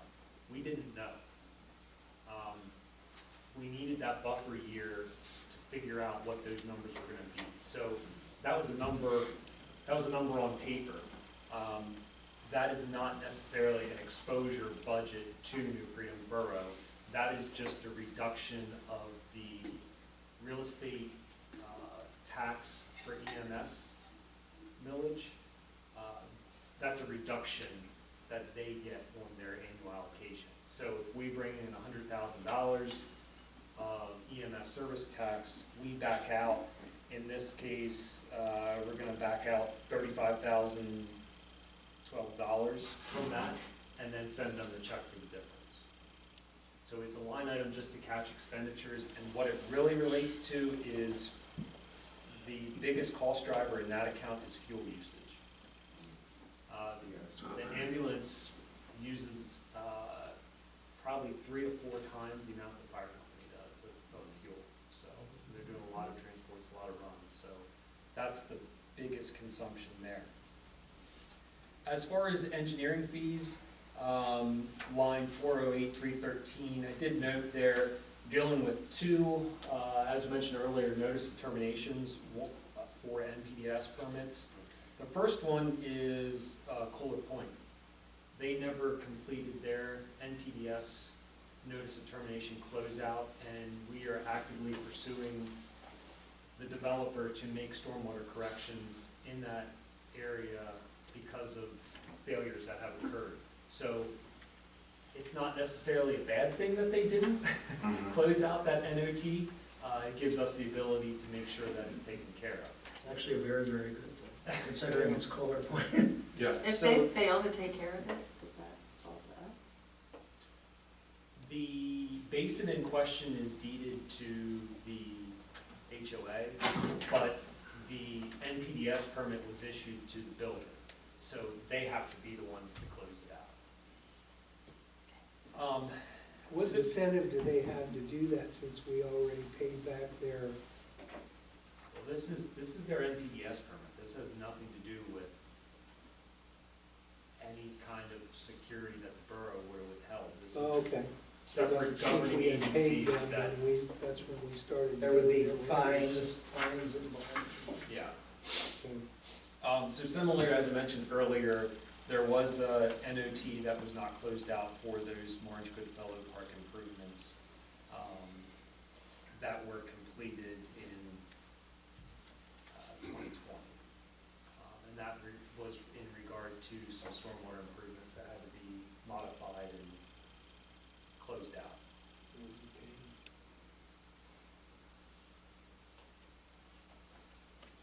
Yeah, so. I don't know if it's on this particular page, but I remember you and I were talking this afternoon. We have in there the generator, the cost of the generator is in there as an expense, but we got a grant for that. So where does it show Yeah. the net? We're not showing nets on this. Well, you don't show net on a budget versus actual. You kind of have to, do the math on that. Well, that's what I'm saying, is a reminder that some of these are Right, nets. And I know you brought up, Mike, about the overage. So again, 409,373, that's that generator replacement. That income is offset Right. under 354,041, which is the DCD CFA grant. So, you take those two into account, it puts that right back at budget where it should be. Yeah, the same, like 411,502 is the fire tax balance donation. That one, it shows that it's over $31,526. It is over the budgeted amount, but it's not an expenditure exposure to the borough because, again, that's money that the borough is taking in for the fire tax. We're backing out their expenditures, workers' comp, fuel usage, everything else, and paying that. So, again, that was kind of that buffer year with the EMS and the fire, that we needed to figure out where their expenses are going to align as we move forward. And workers' comp were reimbursed by other municipalities, correct? Based on the calls, yes. Yep. Yeah.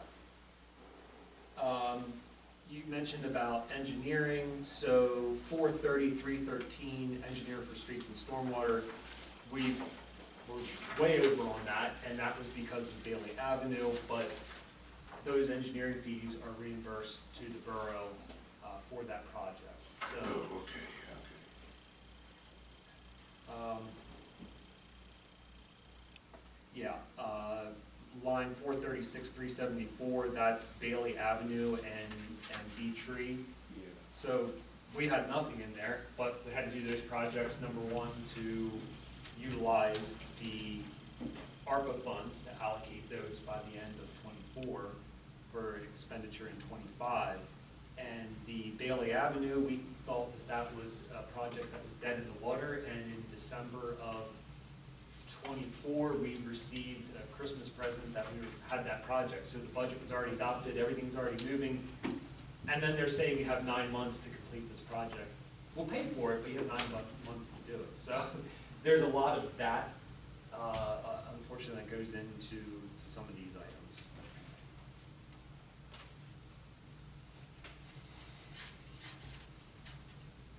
Did that help, or? It does, because just, looking at it at first, I was Yep. like, holy cow, Yeah. where are we going? So on page 1, the rent for the police building came in at $3,200, or is that just a payment that came in late? I believe that was, yeah, sometimes we end up with 13 payments rather than 12, yeah. And then the property lease below on Verizon was down Sorry. 353. Do we not know, are they, That is, is it a set amount each month? that it's you budget? set on, I'm trying to remember all of the different ones, because Comcast is different than Verizon. I believe there is a set increase. I was wondering if you know. Yeah, it was just a budgeted amount as putting a number on. I'd have to go back through and review that to lock down on that, but I'm pretty sure there's a standard increase in that lease. On page 3, the non-sufficient fund checks. $1,300? So that, we have to, in order to reconcile accounts, we have to create a check for an insufficient funds check that the borough received and cashed. We have to allocate that to a specific account. We can't throw that in miscellaneous expenditures. Do you get that back from that person? We do, yeah. It shows in the revenue account then, depending on what that was. So it gets deposited, we've got to write a check to pull it back out, and then it gets deposited again when it's paid.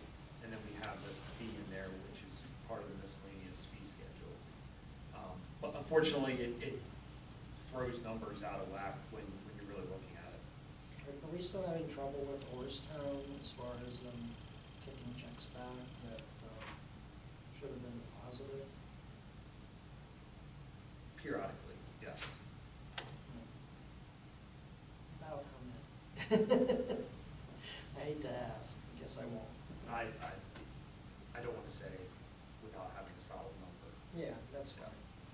About halfway down, phone service, over by almost 2,000. Did you get new cell phones, or is that landline phone, or? That's a little bit of everything. Increase in costs for landlines, increase in costs for cell phones.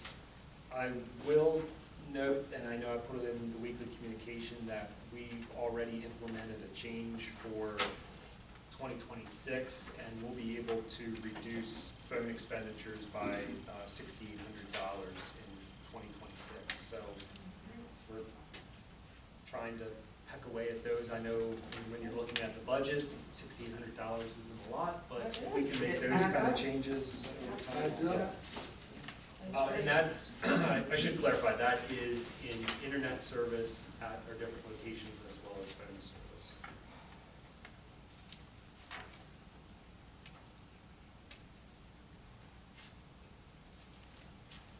Oh.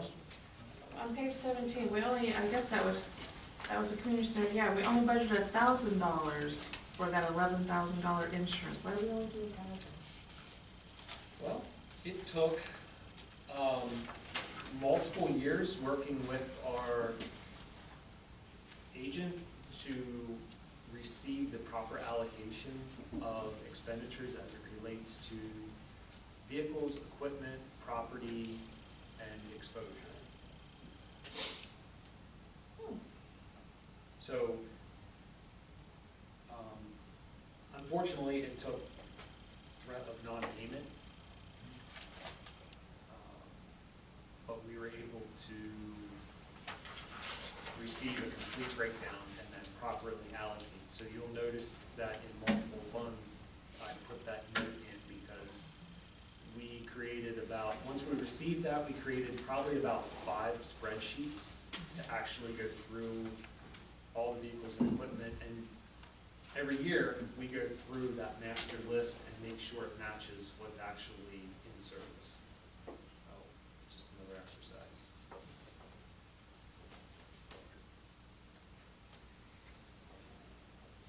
Again, this is something that we will continue to reproduce. If there's something you would like to see differently at the end of 26, please let me know and try to get it implemented. On page 17 again, the electric service, so that's line 451, Yep. 61, that went up 4,500, 5,000 essentially Yeah. in 1 year.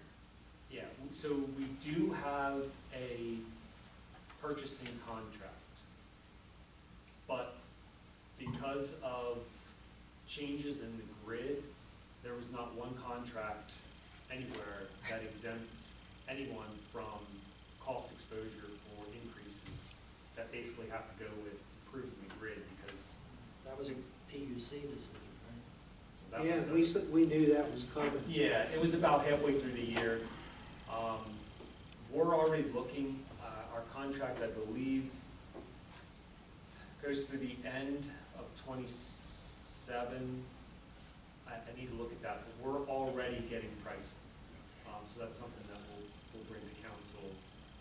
But they're able to pull our history and everything and go through, and if we're able to lock in a rate now and extend that contract, we will. But they'll go out for pricing on our behalf. In the community center leases, we have that in the lease to pass through any increases, right? For, Utilities. we did, and I'm trying to remember when that one actually took effect.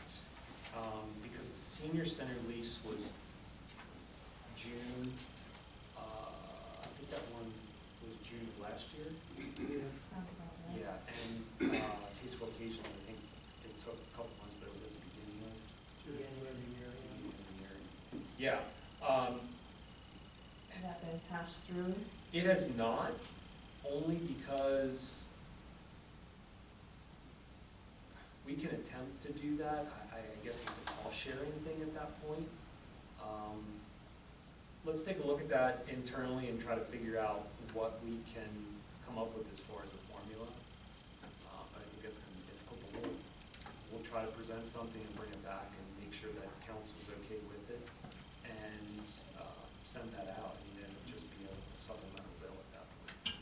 And you wouldn't be able to do it if it was residential, but since they're both commercial type, I think you should be able to do it. Come up with a formula. And I believe they talked about percentages when we set that. To go back and see. Percentages for, Of utility usage and how much. when we broke down, I think Tasteful Occasions was easier than the senior center because we were able to itemize usage and, items that are consuming all those. But it should absolutely, when you put it in the lease for a reason, it absolutely should be passed through. Yeah, I would be, People are picking that up. We're picking that up. Yeah, so that, I just did the calculation, that extra 4,800 was 25.4% increase.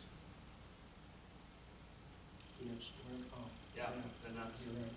25% is what we're told. Yikes.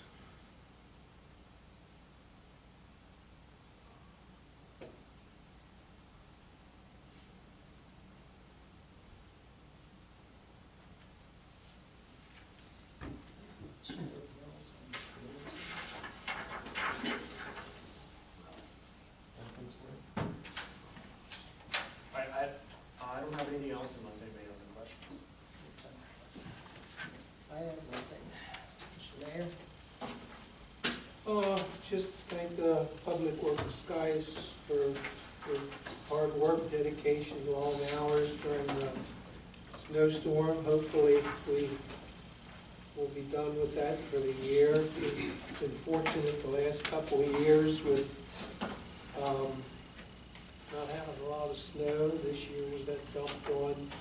Unfortunately, some of us weren't here or were on our way back on an emergency flight from Miami so that we could. You had trouble getting back. It took me all day and 5 cancellations to get here on Saturday, and I wasn't supposed to come back till Tuesday. But I figured this is where it needed to be. But I want to thank the guys. I know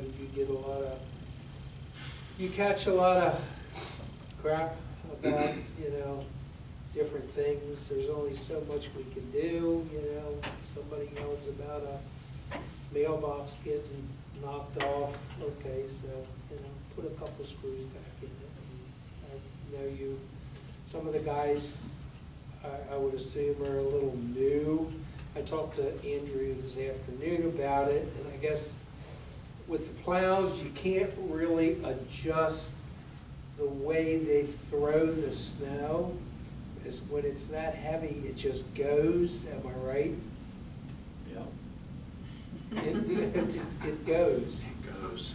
It goes. And I know we always get complaints about it, but when we had that much ice on top of the snow, we deal with it as we can. This is not exclusive to this area. I mean, you go up and down York Road, you go into Baltimore. Oh, yeah, but, I got a call that 8 mailboxes were knocked off on South Schaefer, but I'm looking, and the plow went 4 feet from the mailbox, so I don't know how they could have hit it, unless they had something sticking out at the top. Or the mailbox was in the right of way, hanging over the road. Well, and they all are. Well, No. all the mailboxes are in the right of way, and even traveling at 12 to 15 miles an hour, the snow, especially with ice, and we've all seen the blocks of ice, they're this thick, I can't laying get all over through the them, place. yeah. I mean, it pinches one of those at your mailbox, your mailbox It's is gone. gone. That's, It's an unfortunate yeah, fact. it's a tax of living in a snow area. Yeah, it is. But no, I don't have anything else. But at least we get to see pretty snow, so it's good. Southern Regional Police Department. Oh, I forgot on manager, I think last month I asked for something on NIMS to be put on their agenda. So we talked about it, keep it in the program, get that completed. Did I? Well, I know we talked about it, and if I missed putting that on, that's my I fault, just remembered it is. but do we want to put that under unfinished? I swear I saw that in one of our first emails.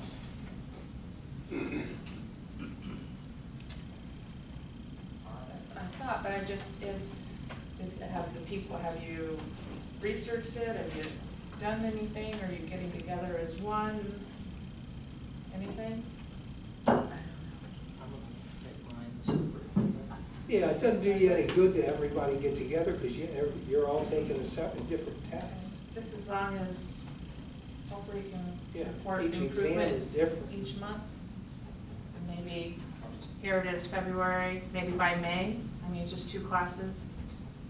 By May before summer, we can have that completed as a council. That would really be a shining star. I mean, it would be a great thing. We're elected to serve. It's one of the requirements that are placed on us when we're elected, so absolutely. on that. So, Police Commission met. Unfortunately, there was a fire in Glen Rock in a shed where dogs perished. There's no humane officer for SPCA.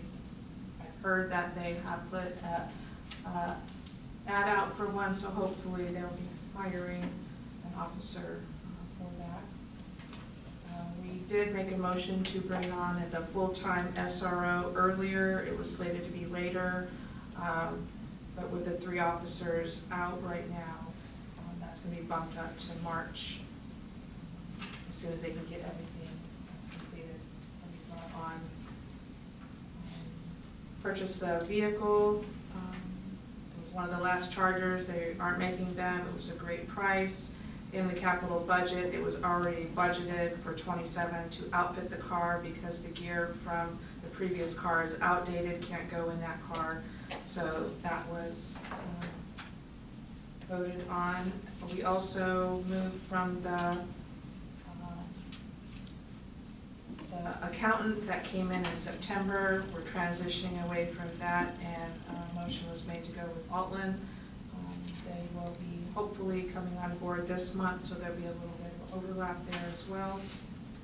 The outreach committee reached out to Kristen Phillips Hill. There's somebody in her office that will help with some of the transitioning. That committee met today. We have some work before us, and hopefully we'll be able to bring something to the next police commission to move forward with bringing on other municipalities. The commission did pass a code of conduct and bylaws.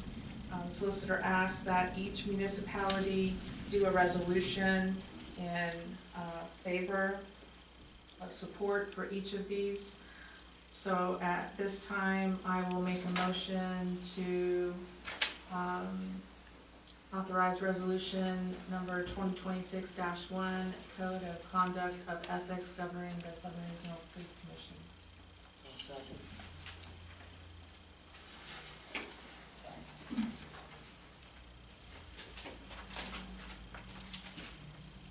you have any questions?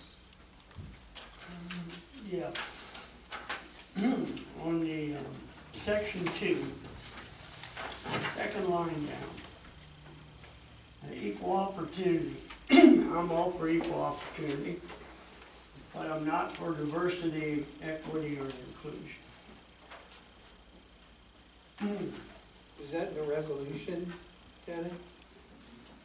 It's in Where the, on? it's in the bylaws, I believe. It's the code. Is that standard language? Yeah, it is.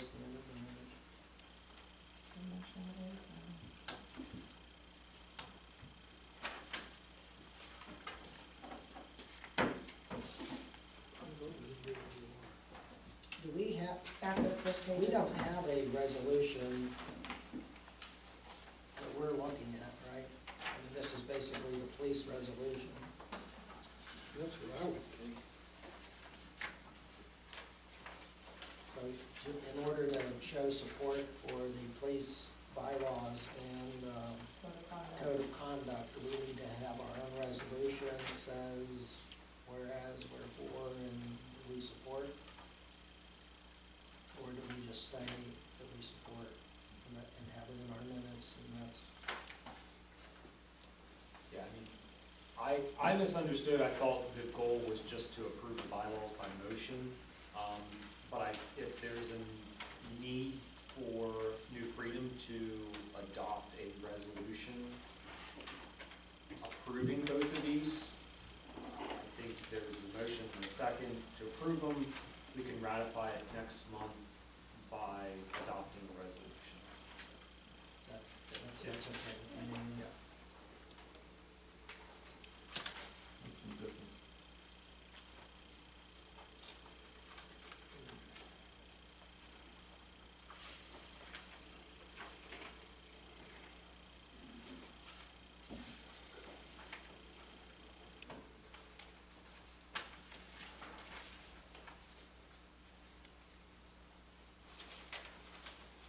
Are there any other comments?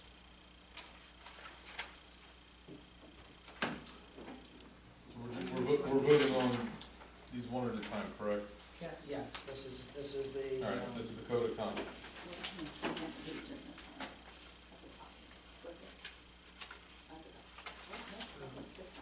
Yes, this is the code of conduct.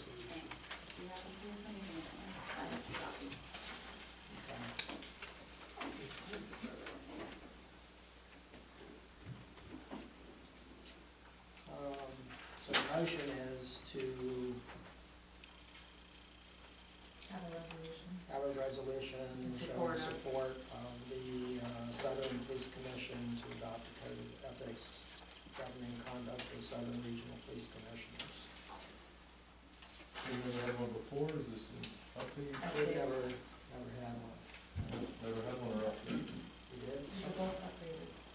Okay. Yes. I didn't think we had the code of conduct, I thought we only had the other. Okay. I'm gonna call for the, all in favor? Aye. Aye. Opposed? No. My vote is aye. And then I just make a motion for support of the bylaws for the Southern Regional Police Commission. I'll second. When did these change? Well, you seconded, so we're in discussion. When did these change? I thought we already had this. You when did, we went they were through just 6 updated years. with language, they said something about meeting every, or organizing every year, instead of every 2 years, so just language was I think updated. it took out, One Rock was still in.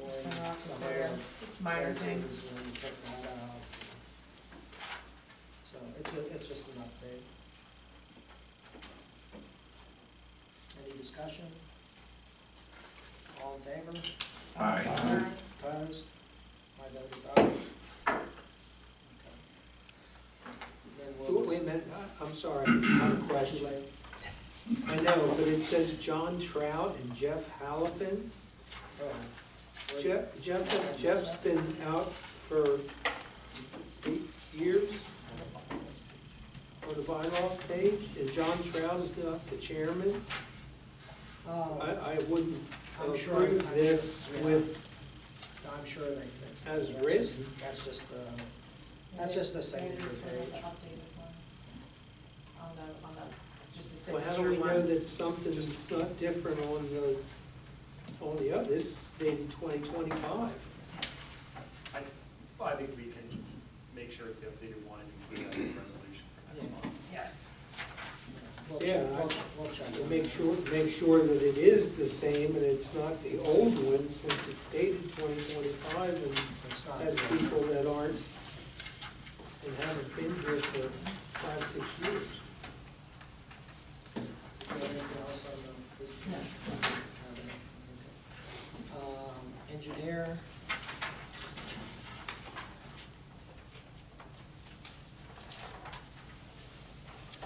I have copies of this if you need. Any questions on warehouse?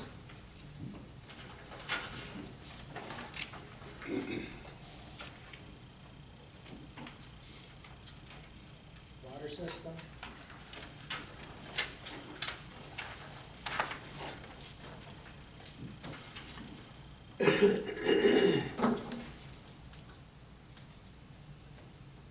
Wastewater system.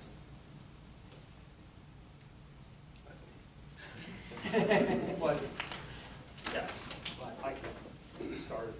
So basically, everyone has a quick synopsis of what we're facing at the treatment plant in regards to the decanters and flexible fittings leaving the decanters. So,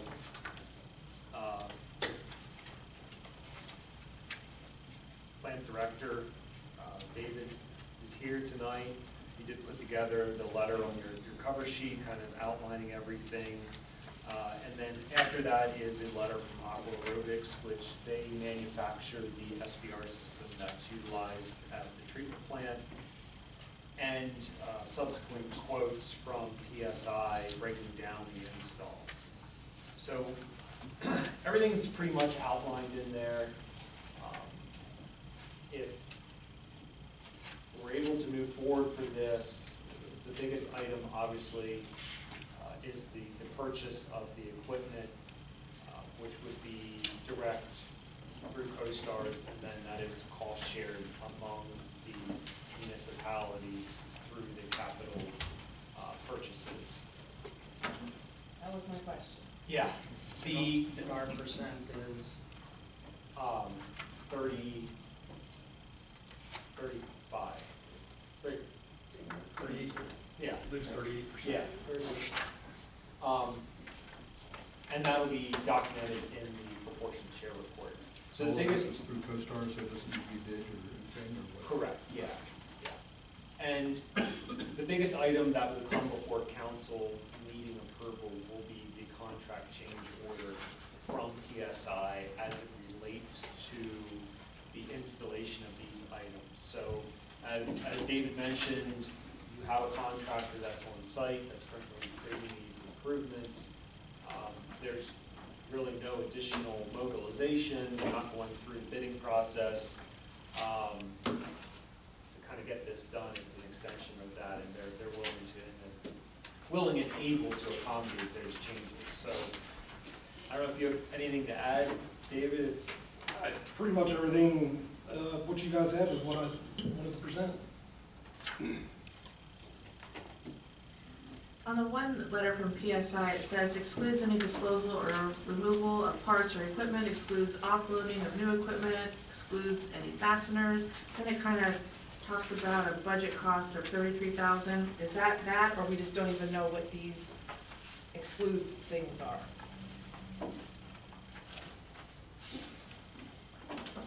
I don't, it just says PCO number 16.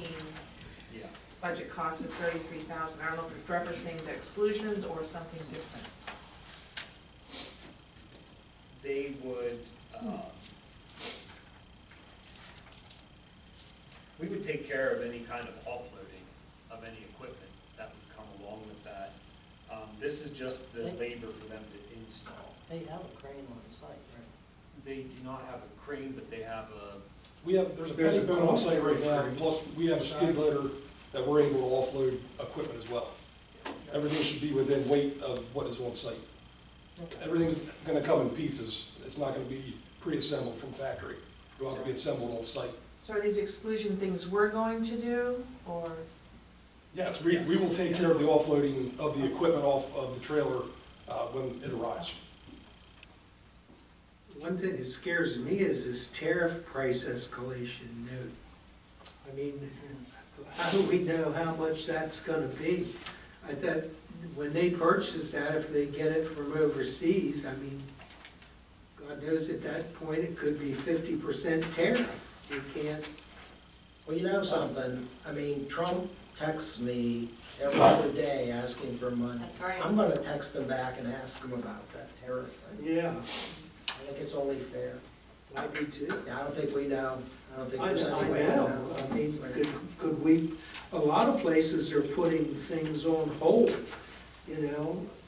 Well, this isn't something you can really hold. I mean, it's gonna be available to install as we No, I mean, see. if we find that, you know, we get a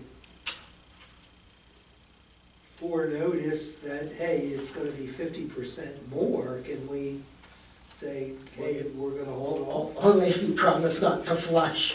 Well, not to flush, yeah. and I think the, That scares me. I know, it does. There's It's not a comfortable situation. I don't think you have any choice. there's a time constraint here as well as, you know, the lead time on the parts is 32 to 36 business weeks. And what we need to happen is we need that to align with PSI and the takedown of each individual SBR tank. And that's the time to make this switch out.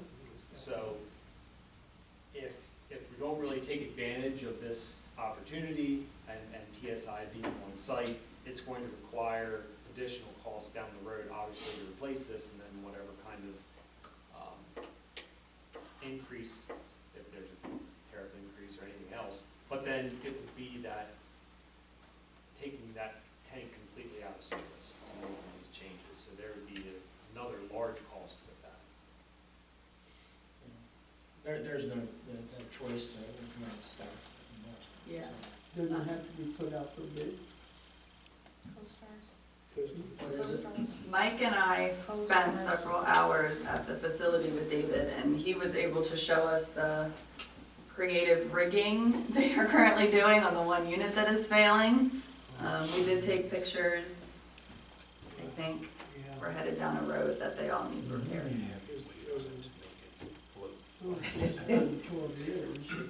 I used to do that with my table. Yeah. Past, we're twice past the life expectancy.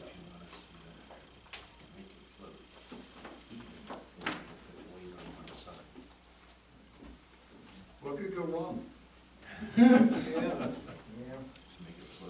What do you need from us today? Because obviously we don't.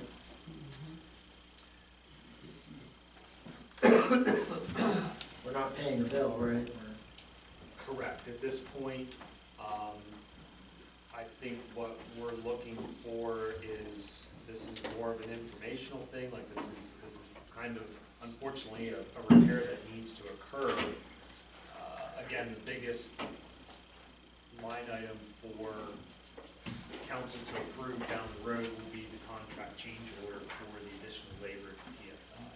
I think it's just fortuitous that it occurred at the time when the contractor's on site and we don't have to have 2 shutdowns, we don't have to, you know.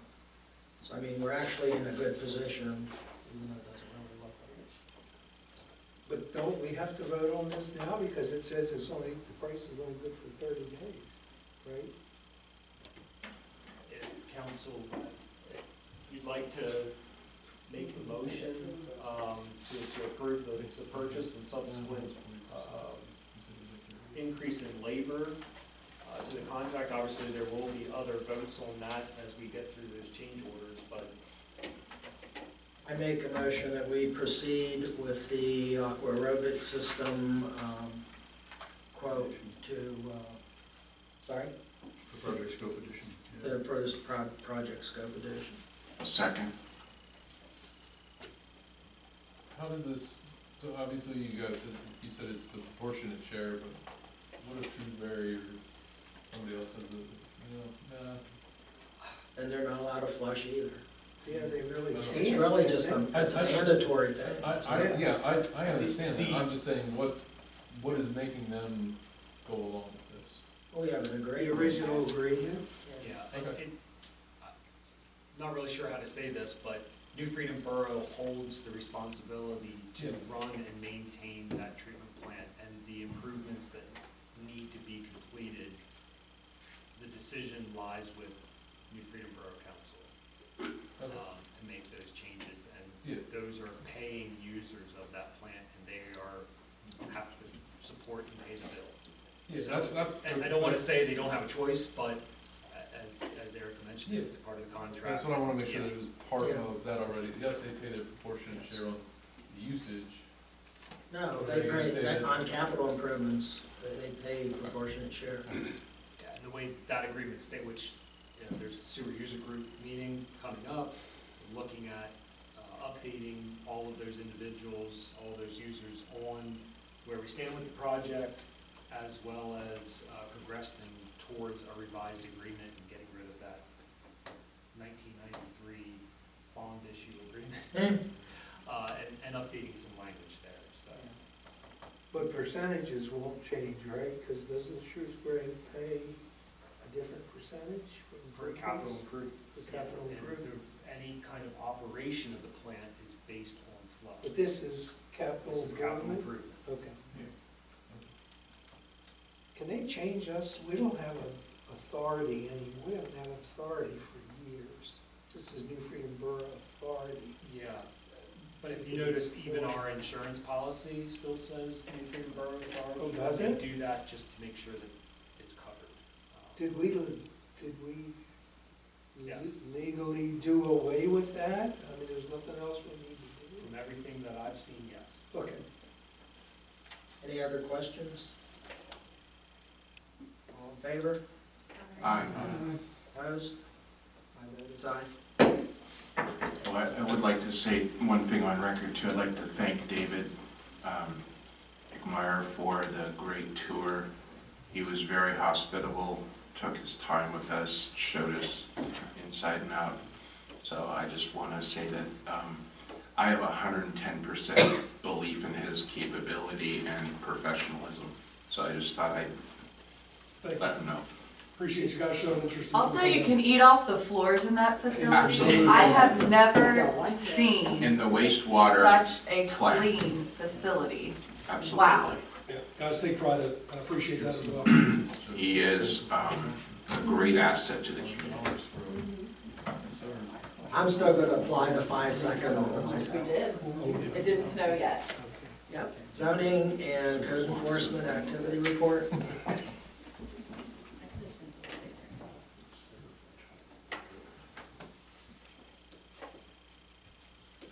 Questions? Recreation. Just finished up the Nerf Academy. It was I would say, a very big success. Thank you to Public Works. I think you guys went out and picked up some large boxes from Miles. Went up there, made it to 2 of them. All the kids were just running out of their cars and into the building to get there. And Rachel, Andy, Jenny, and I'm drawing a blank on the husband's name. Bob. I want to say Rob, but I didn't think that was right. So thank you guys for helping out. They sold that out in a matter of a week or 2. They're going to be doing another spring one. Weather permitting, that'll be outside at Smith Woods, right outside the community center. They'll have some different terrain. That'd be cool out there. Yeah. So Rachel's getting a lot of traction in the community, meeting with a lot of businesses, trying to put together a health fair. So if anybody has any suggestions, thoughts, businesses, you can reach out to Rachel. She might want to get in touch with the Lions Club too, to go maybe Yes. co-sponsor that, because they do a lot of health They do. fairs. They may even have one coming up. As a matter of Is fact, there a plan? yeah, I was just trying to recall, I think there is something planned for this year. Okay, I will reach out to Rachel and have her get a hold of the Lions Club. Also trying to restart a farmer's market program. That's very early on. She's been in touch with a few individuals. That's largely it. We'll have our meeting tomorrow at Shrewsbury Borough. Shrewsbury Borough? No, I'm sorry, Shrewsbury Township, sorry. Thank you. At farmer's market, would that be back in the little hut thingy there behind the community center? TBD. We'd probably look at maybe even doing like Miller Park or Hangtown, I don't know, something, I don't know, like I said, very early on, just trying to gather some names.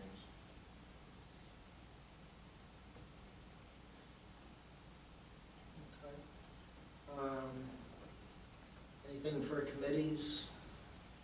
Committees, you already No, brought up just about fire and infrastructure.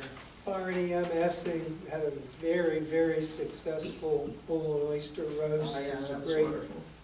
great event for them to raise some money. I mean, they sold out.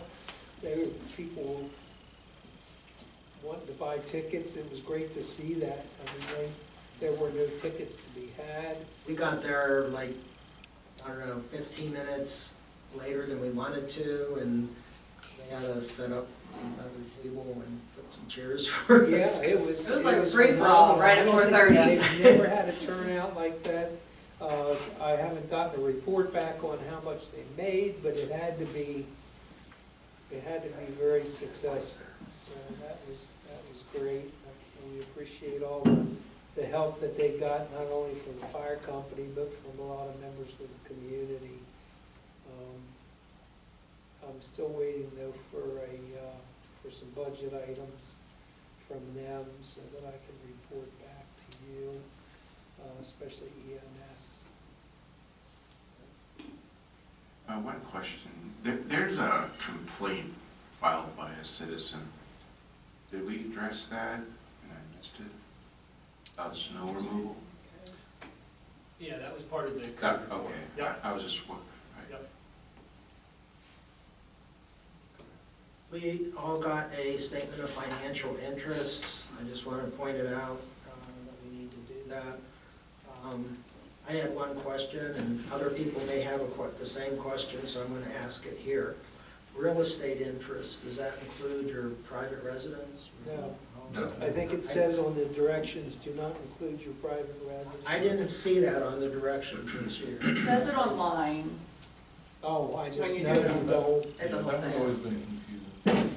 filed, and then I have. Yeah. So that's the only We thing. had to file to run. One thing about the statement of financial interest, I just want to call to your attention. If you take a look in the upper left-hand corner on the page that you fill in, you will see that there's a revision date of 01/26, okay? What they do every year, they revise the form without making any changes. As far as I can tell, the only revision they make is change the year. So last year's was 01/25, this year's is 01/26, the year before was 01/24. Make sure you're using 01/26. oops. The reason is that they don't want you photocopying what you did last year, signing it and submitting it. Make sure you use the 01/26 form. So that's, you have to pull it off of the website from this year in order to use that. So, now there are no substantive changes, but I just wanted you to be aware that there's that change. So every year they make you do a new form rather than simply photocopying the one you used last year. And that's the purpose behind it. Why? Because they can. The rental property disclosure, that's only if you own something in the borough, right? Not out of state. Say that again? For rental properties, I think you have to declare it if there's one in the borough that you own. I'll have to take a look at the instructions on that, but I think it's any. It's anything in the Commonwealth. In the Commonwealth, as I'm out of state, so. So, yeah, you don't have to worry. I don't know if it's out of state or not. It is, it says, real estate, leasing and proceeding, real estate with the Commonwealth, or any other governmental body within the Commonwealth. So, yeah, so it's just Commonwealth. Okay. Public comment? I just want to say what the mayor said. Kudos to the Public Works guys, and I know Andrew was out there too. By like noon on Monday, our borough was clean. Yeah. They were still having 2-hour delays over a week later. All week in Baltimore County. Baltimore County. Yeah. I saw pictures bragging about it, looking at our streets. Well, I think it was a good call that you guys waited till the rain stopped before you finished the roads. Otherwise, there would have been an ice Yeah. skating rink, so. Well, it's gotta be hard to even a truck that big, if you're, I mean, with ice on the road, you've gotta be, a little jiggly, right? So, So kudos to Public Works. Those who plow. How were the salt supplies? But yeah, we're submitting requests and they are delivering through multiple haulers, but, replenishing. yeah. Yeah, Don't and we get that through a multi, don't we get go it- to the other we restricted get it, borough or no, something? no, we get it through CoStarz. CoStarz? And we just submitted the request for 26 to 27. We have to have that in by March 15th, so we always get a preliminary number in and then adjust it closer to the deadline. So we're maintaining that 275 winter tons. The nice thing is we're able to go 130% above that and 60% below that. So if we have a really mild, we only have to take 60% of the 275. If we have really bad, we can take up to 130% of the 275. That's good. Which I think we will probably hit that 130 this year. But that's nice because we're locked in at that price that the state is negotiating on our behalf. And there's no shortage issues getting it. No, there was some shortage of actually hauling companies, but not necessarily shortage of supply, so. But the winning supplier has an obligation in in that contract to deliver the product within 5 or 7 business days. So, or they face penalties.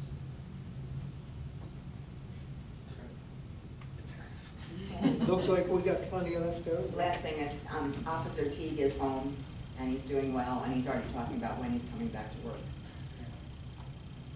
He's a guy, he's resilient, if nothing else. Ever ready, huh?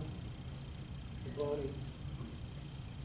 Well, without getting too personal, I don't know if you know anything about the procedure, but they basically cut you and take 4 pieces of 4 different organs. It's called a Whipple procedure. And he hits the gym and comes back every time. So, I mean, he has nothing but respect for me. Seriously. Amazing. Anyway, no need for an executive session, and we can adjourn. Make a motion to adjourn? Second. All in favor?